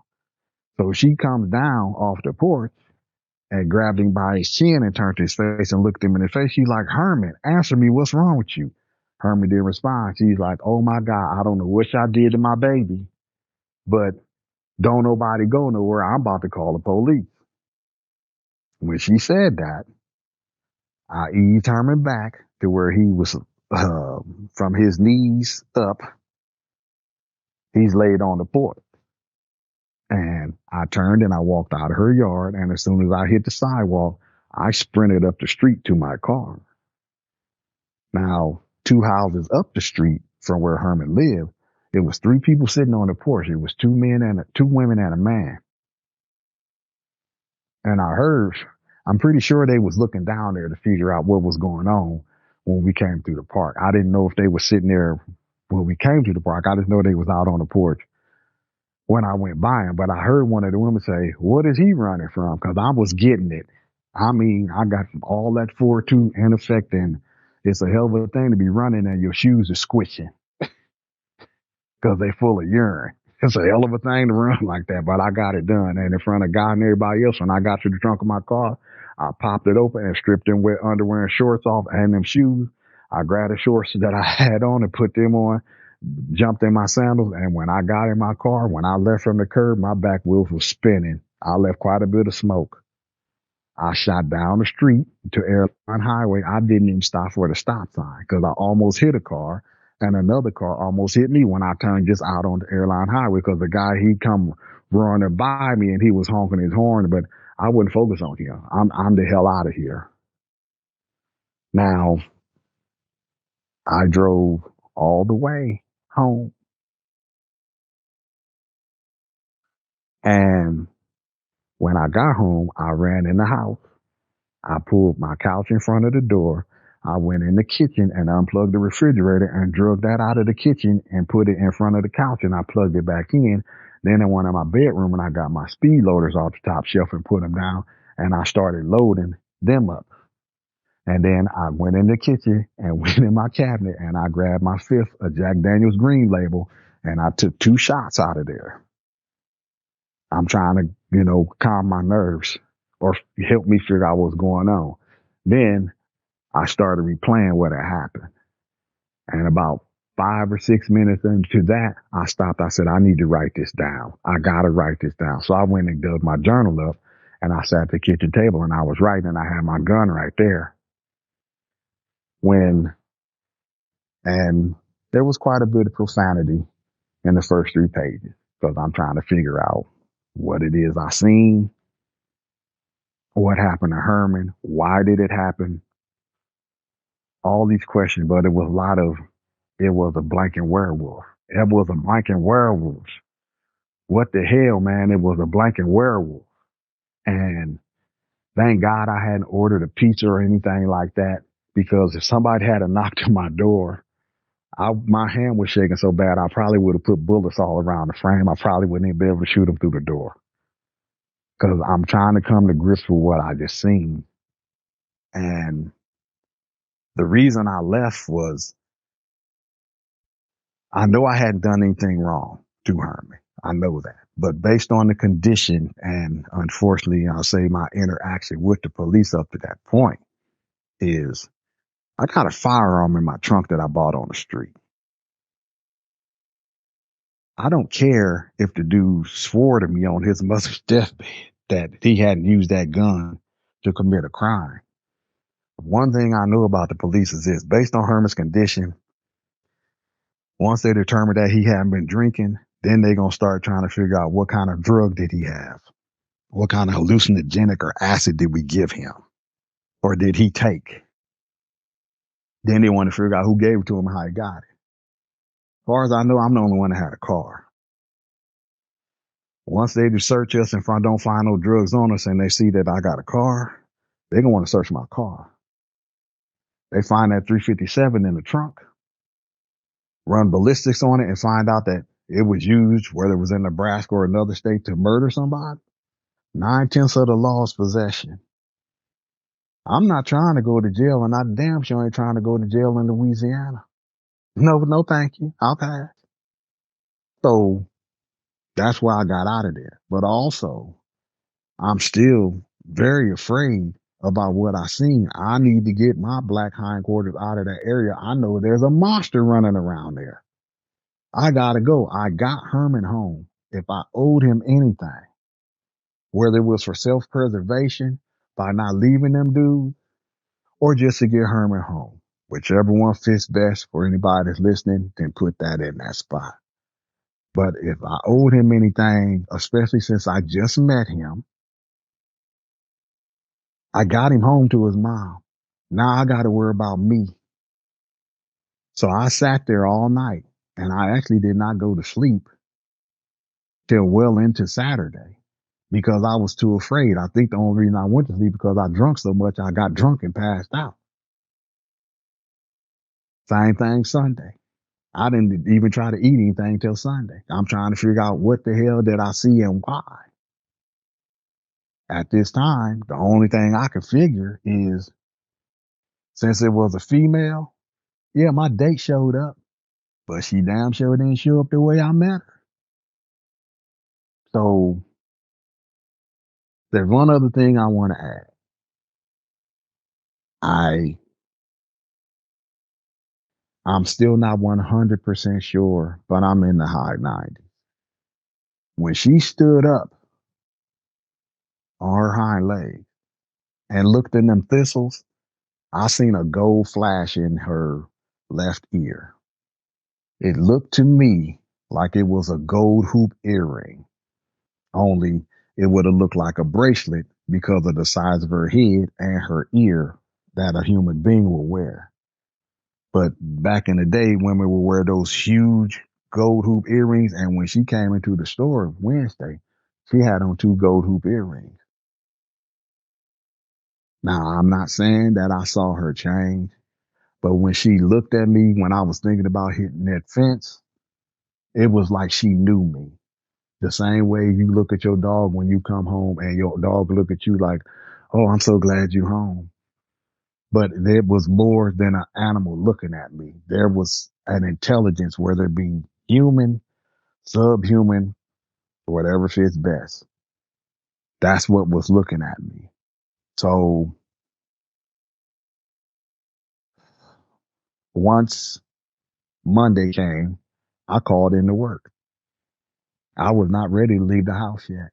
I was still that rattled. I mean, I was drinking all day and then well into the night until I got drunk and passed out. That's the only way I could close my eyes without seeing that thing. So when I went to work Tuesday, my boss asked me, hey, how'd the day go? I said it didn't. And she kind of looked at me, a little bit puzzled. And she's like, so you didn't have a good time? Nope, absolutely not. And she's like, you okay? I said, no, I'm not. I'm like, well, what's the matter? I don't want to talk about it. She said, what? I said, I don't want to talk about it. She was like, what's the matter with you? I don't want to talk about it. Can you just let me do what I'm doing? And I never spoke to her like that. She kind of looked at me like, what the hell? What done crawled up your butt and died? I don't give a damn what you think. I don't want to talk about what happened. You not gonna be looking at me saying that I done lost my mind. So Tuesday was kind of slow. And every little noise, even that bell jingling, I'm jumping because I got my gun in my waistband in my back. I got it because I'm like, if that chick bring her butt in this store, I'm not gonna listen to nothing she say. I'm gonna blow her chest out her back. And when I get these 6 shots off, I'm gonna pop another 6 in, and then I'm gonna decapitate her head from her body. That was my mindset at the time because after everything I wrote and I'm replaying this over in my head, I'm like, that wench was a werewolf. He was gonna get me. That wench actually had me come out here because she wouldn't tell me where she lived. She wouldn't give me her address. I was firmly rooted in that thought. That wench was a werewolf. And if she come back in this store, if she show up at my house, I'm shooting first and I'll ask whatever questions I got to ask later on. But I got to put her down because I'm not going to give her another chance to get me. That's where I was at in my mind. And my boss just kept at me and kept at me. Roy, I know you don't really have nobody here you can talk to. You can talk to me. Tell me what happened. I said, listen, I don't want to talk about it. He said, well, can I ask you some questions? I said, what is it? What do you want to ask? He said, you didn't kill that girl, did you? Absolutely not. He said, did you rape her? No, I didn't. He said, well, did y'all get into a fight? No. And she's like, well, then tell me what happened. I said, it was probably after lunch, probably maybe about 2 o'clock. Cause I know I had to work till 4 that day. And I said, you know what? You really want to know what happened? You really want? She said, yeah, I want to know what happened. I said, okay, I want you to do one thing before I tell you what happened. She said, what's that? Go in the office and type out my final paycheck. Cause when I get done telling you what happened, you're going to think I'm a lunatic and you damn sure is not going to let me continue to work here. So go get my final paycheck ready. And then when you come out with it, I'll tell you what happened. And she just looked at me like, what do you mean? I just told you what I meant. She's like, I'm not going to just tell me what happened, Roy. So I told her. She stood there at the end of the counter, well, on the other side of the counter, sorry, with her hand, her chin was in her palm and her fingers was up on her cheek, and she just listened to me. She didn't ask me, interrupt me, ask me any questions. I told her what happened, and I said, now, you tell me what I think. She said, you seen a Loup-Garou. And I ain't never heard that before. So I'm thinking, okay, now you want to make fun of me. I said, woman, did you not just listen to what I said? I ain't talking about no damn body named Lou. I'm talking about a monster. She said, and she kind of smiled just a little bit. She said, no, a Loup-Garou is a French werewolf. I said, oh, I ain't never heard of that before. She's like, yeah. I'm like, what are they? She said, I just told you it's a French werewolf. Well, what the hell is a French werewolf doing in Louisiana? She said, well, during the time where people coming over immigrating, some French people come over, and based on what my grandmother told me, there were some that were Loup-Garous. I said, so that same thing in the werewolf? She said, yeah. I'm like, can you kill them? She said, well, according to my grandmother, you need some rock salt, some oil, and some fire. And I'm like, oh, I said, and I told her, you got all the jokes, don't you? I'm trying to tell you something that's real, and now you want to just make fun of me. This is why I didn't want to talk. She said, Roy, I'm not making fun of you. I said, you talking about some salt and some oil and some fire. I ain't talking about barbecuing no damn werewolf. I'm talking about killing it. Why are you playing with me? She said, calm down and just let me explain. I'm like, okay, this one need to be good. So she said, you take the rock salt and you throw it on them. And I kind of rolled my eyes and looked at her like, oh, okay. I'm like, and what is that going to do? She said, well, my grandma said they highly allergic to rock salt. Okay, I said, so you put the rock salt on them, they highly allergic to what they're going to start sneezing, what they're going to do. She said, no, evidently they're supposed to burn them some type of way. I'm like, okay. I said, so what do you do with the oil? She said, then you put the oil on them. What, I need to throw a bucket of oil on something like that? She said, a bucket, whatever way you get the oil on. I said, okay. I said, then what? She said, then you take and light them on fire. You got to burn them. I said, okay, that ain't going to work for me. That's not going to work for me at all. She's like, what? I'm like, with my luck, I throw the rock salt on them, and now this thing is burning and itching and sneezing or whatever the hell they do. Then I get the oil on, I light a match and the wind blow it out. Now I got a pissed off werewolf that's itching and burning, got oil on it, and it's going to make the death 3 times as bad. That ain't going to work for me. And she said, well, I'll just tell you what my grandma said. I'm like, is there any other way to kill them? She said, I don't know, maybe silver will work. That might be true, but that's all my grandma told me. She said that or you cut their head off. Okay. I said, okay. All right. She said, did you really see that, Roy? I said, I'm not lying. If you want to go back out there and go to Herman's house, you can. And she just stood there and looked at me. Now, somebody came in the store and I actually reached behind me because it was a chick. I I hadn't seen her face clearly yet, but I knew it was a female that came in.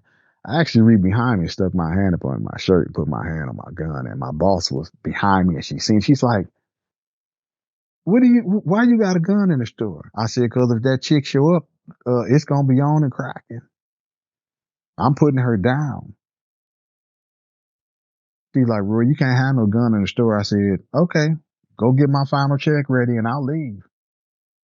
But I'm not going nowhere without my gun. Nowhere. She said,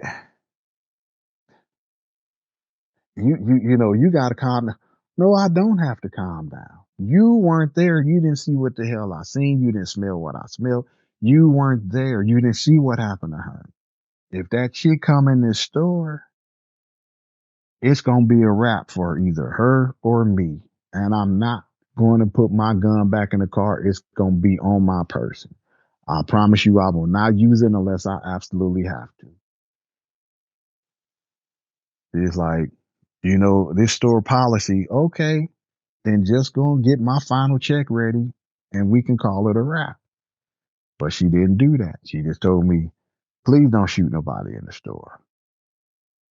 If I'm in the store and she come in the store, that's where she gonna get shot. And I meant what I said. Now, she didn't come in the store. She never called me, never came by my house. I never seen her again. I'm drinking and I'm thinking and I'm writing. I think I've been through every scenario possible as to why that night happened. I was even going along the lines of thought with my boss set me up. She know I'm new to town. Only my aunt is here. Um, she in cahoots with this girl. Like I done called her and told her, hey, I got a good meal for you. This dude don't nobody hardly know him. You come down here, you can, go on a date with him or something. And, just make him disappear. Ain't that many people gonna be looking for him because he new to town. All I gotta do is say, he met some girl and went on a date with her and give some vague description of her. Or he came to work and left that day and I never seen him again. All kind of stuff goes through your head when something. I was even thinking maybe one of them dudes set me up on to go on the railroad track. But again, when I look at it rationally, she would have had to be a master tactician to know that I would even say anything to Herman when he came up to me, if he was responsible. And maybe because it was just supposed to be me and him on them tracks, or maybe he didn't get enough distance between me and the other guys for her to come out of them thistles and grab me and go back in. I played all kind of scenarios through my head. And I think I can honestly say I was borderline psychotic for a while because I'm trying to figure out what's going on. I went to the library. I'm looking for books, any reading material I can get that will give me any kind of information on werewolves. But back at that time, the only thing I could really find was books on witchcraft or demonology. And they had just the barest bit of information in them. The librarian at the library I went to actually asked me, are you trying to put a spell on somebody or become a warlock or a witch? And I'm like, no, I'm just doing a paper for school. I'm not going to tell you I seen no werewolf. I'm researching a paper for school.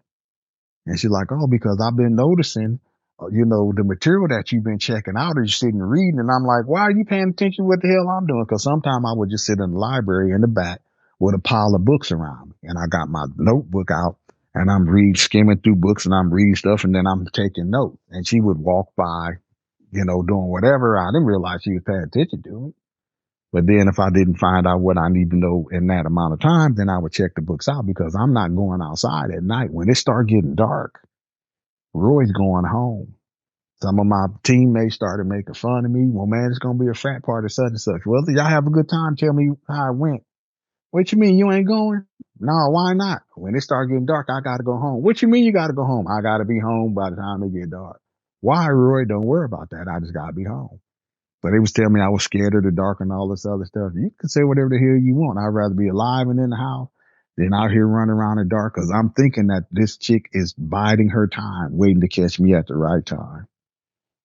I stopped working the night shift. I told my boss I will work till 5, but I'm not closing. They're like, well, if I put you on a schedule, I don't give a damn if you put me on a schedule. I'm letting you know right now. After 5 o'clock, I'm not working. I need to be inside. And I give her credit. She worked with me on that. She's like, all right, well, whatever happened to you, it really done shook you up. So now you're a good employee. I'm not going to just, fire you because you refuse to work this shift. She's like, but do you think maybe you need to go and talk to somebody? I said, I talk to God every day. That's the only person I need to talk to. I can only imagine me going and talking to a therapist or a psychologist and telling what happened to me. And before or close to the end of that session, I go out back into the lobby to leave, and there's these two 6'5" or bigger dudes out there with this pearly white jacket with the extra long sleeves to take me to a nice, comfortable room. No, I'm not. No, no, thank you. I know what I seen. I know I'm not crazy. So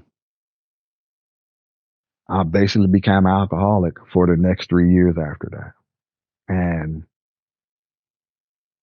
no answers are ever going to be found in the bottom of an empty bottle. It's just an empty bottle. That's it. There's no answers there.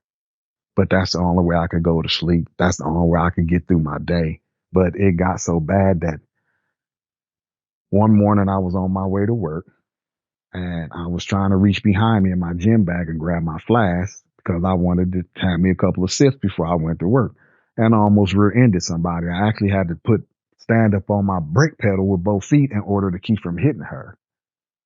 And I pulled over to the curb when the light turned green and I sat there and I'm like, okay, dude, you gotta stop.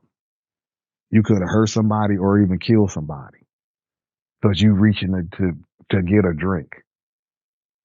So I went to work that day. I did have a drink at lunchtime, but when I got home, I had, I think, 4 bottles, 4/5 of Jack Daniel's Green Label. That was my drink of choice. I poured them all down the sink. I emptied my flask, and then I had to go through the next few days basically cleansing my system. And it's not a pleasant feeling at all. Not at all. Because the DTs are, oh God, not a good situation to be in. That's all I'm going to say. But I did talk to my second oldest brother, God rest his soul, and I told him what happened. And he's been knowing me my whole life. And he was like, little bruh, I wasn't there with you, but I know you well enough to know you ain't going to just tell me nothing like this. He said, so I believe you seen something. What that is, I can't tell you. He said, but you need to find a way to deal with this and put it in a box. I'm like, man, she's going to come and get me. I just got to feel. He said, you just telling yourself that because you have not gotten your mindset away from that night. You've been here and it's been, a couple of years now since that happened. I said, yeah. He's like, if she was going to get you, she was going to get you. I said, you know how a mouse play with their food? He said, yeah. I said, I think that's what she's doing because she know where I live. He's like, why would she wait? I mean, he was coming at me very rationally. So finally he said, well, I'm going to teach you how to meditate. That's going to help you get your feet back up under you. And he did. It took a while because there were times I even had my eyes wide open and I would see that face. But when I closed my eyes, it would be the worst. So he taught me how to meditate and it took me a little bit to get the hang of it, but I got there.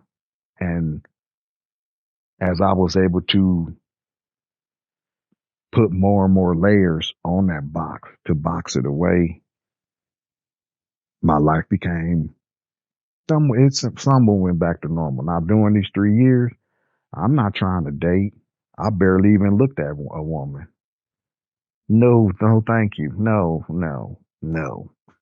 But since that day, I'm always looking around. I see stuff that other people don't see, even little stuff. I might be in Walmart, I might be in a grocery store, I might be at the mall, and I'll see little stuff. And if I'm with somebody, I'll be like, "Did you just see that?" And they be like, "No, what'd you see?" And I'll tell them, be like, "How the hell did you see that?" I said, "Because I'm looking." Even if I'm driving down the street.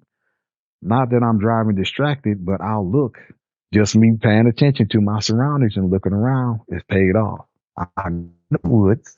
I don't do camping, not stuff like that. I do go fishing a lot, but I fish right down here in the valley where it's wide open. Ain't no wooded areas and nothing like that. Everything is wide open. I can see something coming or going. So that is that's my encounter. That's what happened to me. July 9th, 1981. And it was not a full moon. I went back and checked the calendar. It was not a full moon that night. So if you got any questions for me, fire away. Yeah. Have you ever tried to find out what happened to Herman? Unfortunately, I did find out what happened to Herman.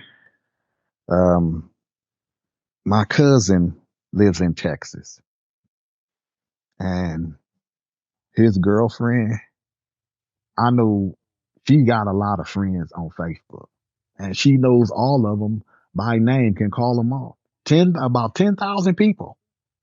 And I was like, "You writing this stuff down? You looking on?" He said, "No, I'm not." Because I was talking to my cousin and we video chatted, and he just turned the camera around, and she was sitting there just calling off these people's names. And so when I shared my encounter, she was sitting there listening to it. And when Katrina hit in New Orleans, it displaced a lot of people. They moved people all over. It's even some people here in Arizona, but they moved them to Texas, Oklahoma, the Midwest, even as far up as Minnesota to get these people somewhere to stay that were trapped in the Superdome. So she put out a word on Facebook and then via conversation you had that she was looking for a dude with a white spot in his hair that go by the name Herman that may have been misplaced to Texas from Katrina. And lo and behold, about almost a month after that, she called me and said, "I think I found somebody you need to talk to." And I was like, "Who, what is this about and who is it?" Because that's how she just came out. She didn't say what it was related to.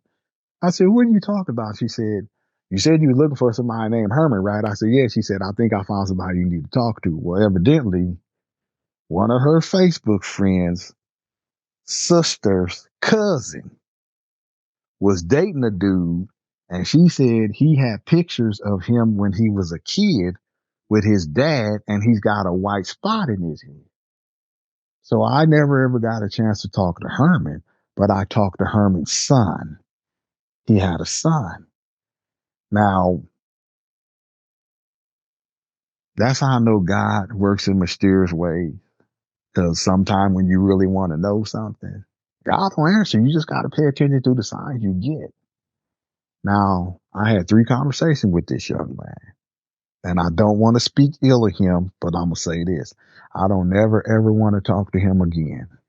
Never. Because, and if we ever meet face to face, one of us might not walk away from that.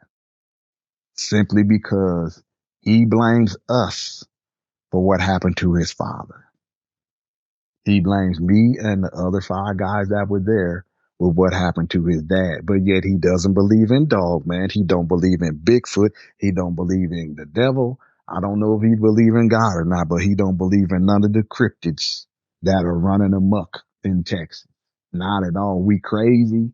We own something. We idiots. We drug addicts. He called me a lot of things that if we had been face to face, it would not have been good.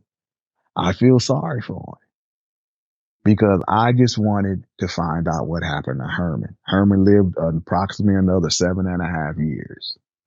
But this boy blames us for him not having a normal childhood with a normal father. Herman was scared to death of railroad tracks, the darkness. Um, He would have flashbacks if you went across the railroad tracks. He said he would unbuckle his seatbelt if you was wearing one, and he immediately shoot to the middle of the car and start hollering and screaming, "Get me away from these railroad tracks."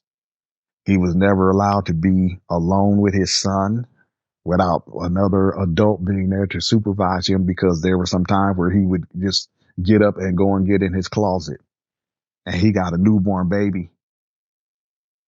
He just go and get in the closet and close the door. Or you hear him at night, he have nightmares screaming, "That thing is on top of me, is going to eat me." Just a horrible existence based on what his son told me. And I actually shed some tears the first time, and then he started calling me a punk bean. You crying? I'm like, dude, you don't understand. You honestly don't understand. I ain't no werewolf. Just tell me what y'all gave my dad that robbed me of my father. Just tell me what kind of drug y'all gave him. I'm like, didn't nobody give him no drugs. And I told him what happened. Yeah, that's what they said. I'm like, okay, so just you know how to get in contact with them? I lost all of that shit when Katrina hit. You, my friends, I lost all that information. I don't want to talk to them neither. Y'all took my dad from me. That is his firm belief. So I told him the third conversation when he basically said, if he ever see me, I was going in the dirt like his dad was. That's when I said, you ain't never gonna hear from me again, man. But I'm gonna tell you this: since you don't believe in Bigfoot or dog, man, take your hindquarters to East Texas and camp out somewhere down there in the big thicket or something. Just spend the weekend down there camping out.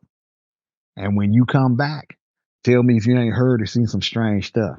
I don't do no damn camping, and why should I go down there? He said, I can go down there. I bet don't nothing happen to me. I said, just do it. Just do it. Just go down there and go camping. And let me know what you see, whether you tell me yourself or you tell C's girlfriend. But just let me know what you see. Yeah, whatever, dude. So I don't ever want to talk to him again because it's was very unproductive. But Herman basically had a heart attack one day. He was in his room. His son was over. He was, like I said, 7 or 7.5. They heard Herman screaming that the thing was in the window. And by the time they got from the front room back to there, he was laying on the floor, clutching his chest. But basically, his heart, if it could possible, his heart exploded. That's the terminology he used. My dad's heart blew up. And I I can only imagine what kind of life he had, because that thing was right on top of him. I don't know if it was eating on his soul or what it was doing, the way she was looking him in his eyes. I don't know. But I know the last time I seen him, he had checked out. His mind had basically shut down. He was just existing with the last time I seen him. Now, I've been asked, did you ever go back out to that area? And I've always said the same thing. Hell to the no. My grandmother told me when I was young, she told all the grandkids, if you find yourself in a situation and you get out of it with your life, don't take your fool ass back and put yourself in that predicament. Now, I had just met these guys that night. Now I know I seen a monster while I was with them. And based on the way my thought processes was going at that time, I'm thinking one of them could have possibly set me up. Also, you have to have a certain it factor within you to do certain things. A soldier or a guy goes and joins the army or armed forces or a military branch to go to another country to fight for America. He got that it factor in him to go, knowing he's gonna get shot at. He might go over IUD. They might drop a bomb on him, but he's going anyway because he got that it factor. I didn't have the it factor to go back to that area. I tried 3 times. I never made it further than Carrollton and Tulane, and I got ready to get on that overpass, and I'm like, no, no, I'm not going back out there. There's a monster out there. There's a monster out there. I'm not going. So I never went back to that area. But that is what I found out what happened to Herman. And Herman actually, like I said, wasn't his real name. So I don't know because his son wouldn't tell me what his birth name was. But I even said, if you ever talk to any of them other dudes, to give them my information, they could reach out to me. He said, F all of y'all, I ain't telling nobody nothing. Y'all killed my dad. Okay, if that's the way you want to look at it, then you more than welcome to look at it. God gives us all free will. But I know I had nothing to do with Herman's demise. I was there when that thing came out. If she was there for me, then leave Herman alone and come for me. Now, I'm glad she didn't. Don't get me wrong, but if that was her intentions, then do that. But just thinking about what his existence was like after that night, that's horrible. That is, I chalk it up to this. She killed him. He just took a long time doing it because of the terror, the pure terror that he had to survive with until his heart just couldn't take it anymore. And he was young. He was young. So yeah, that's what happened with Herman, Alec, and it brings me a lot of sadness when I sit down and I think about it. I mean, every now and again I will pull my journal out and I'll go through that, but I get really sad when I think about Herman because even if he was planning on doing something to me, he didn't deserve that.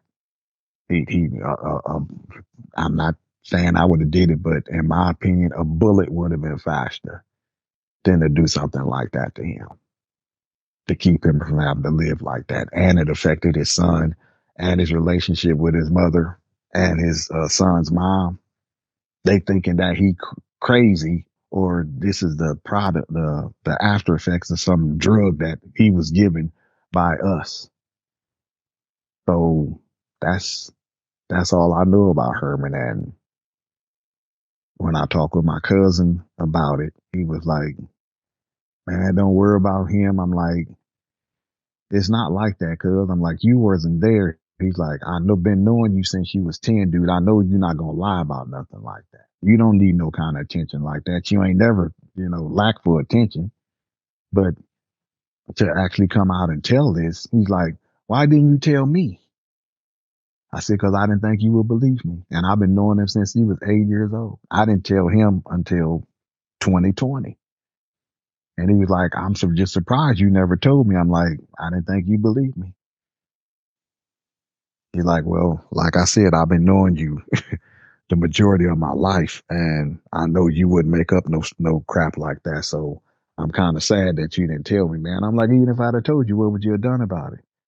You're like, well, I can't say I would have did anything about what happened to you, but I wouldn't have thought that you were lying. I said, okay, well, that's nice to know. So that's what I knew about Herman. Man.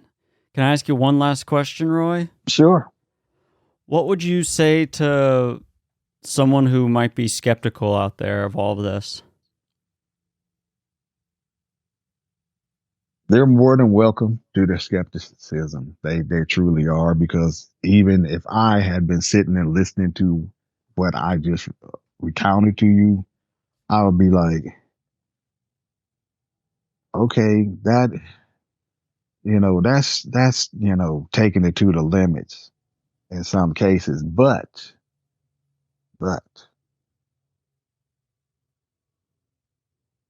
don't ever be afraid to leave the door in your head open to it's possible. There are many more reports coming out about people seeing what has been called dogmen, werewolves, walking wolves, upright walking canines. Don't continue to say that all these people that are coming forward talking about what they're seeing, that we lying. What would be the purpose? I just want to let people know that these things are real and you don't have to be in the woods to see them.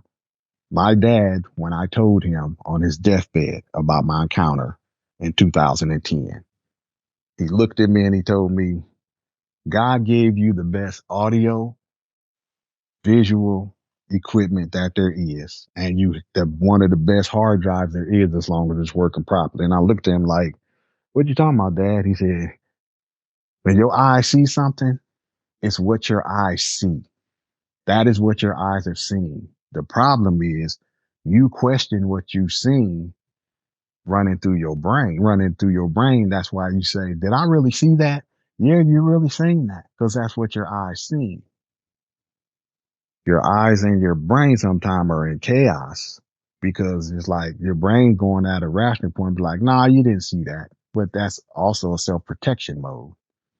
If your ears hear it, you may not be able to identify the sound off the bat, but you heard something. That's why people say, I heard something, be quiet. I'm trying to listen, see if I can hear it again. But he said, God gave you what you needed. So trust your eyes, son. And that's what you did. You know what you're seeing. Don't doubt your eyes when they tell you that you've seen something. Just try to figure out exactly what it is you've seen. But okay, Dad, that makes sense to me. And that's what he said. So I'm shutting up now. I promise I don't have any more to add. Oh, no. Well, I think that's a great thing to close on. And yeah, you have a great afternoon, Roy. I know you got to be with your grandkids. Yeah, he just came in from school. Back up. I'm on the phone.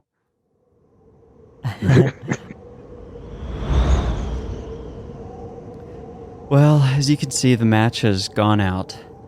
And as the smoke clears, I can still smell that strong 80s cologne Stubbs was wearing that night in New Orleans.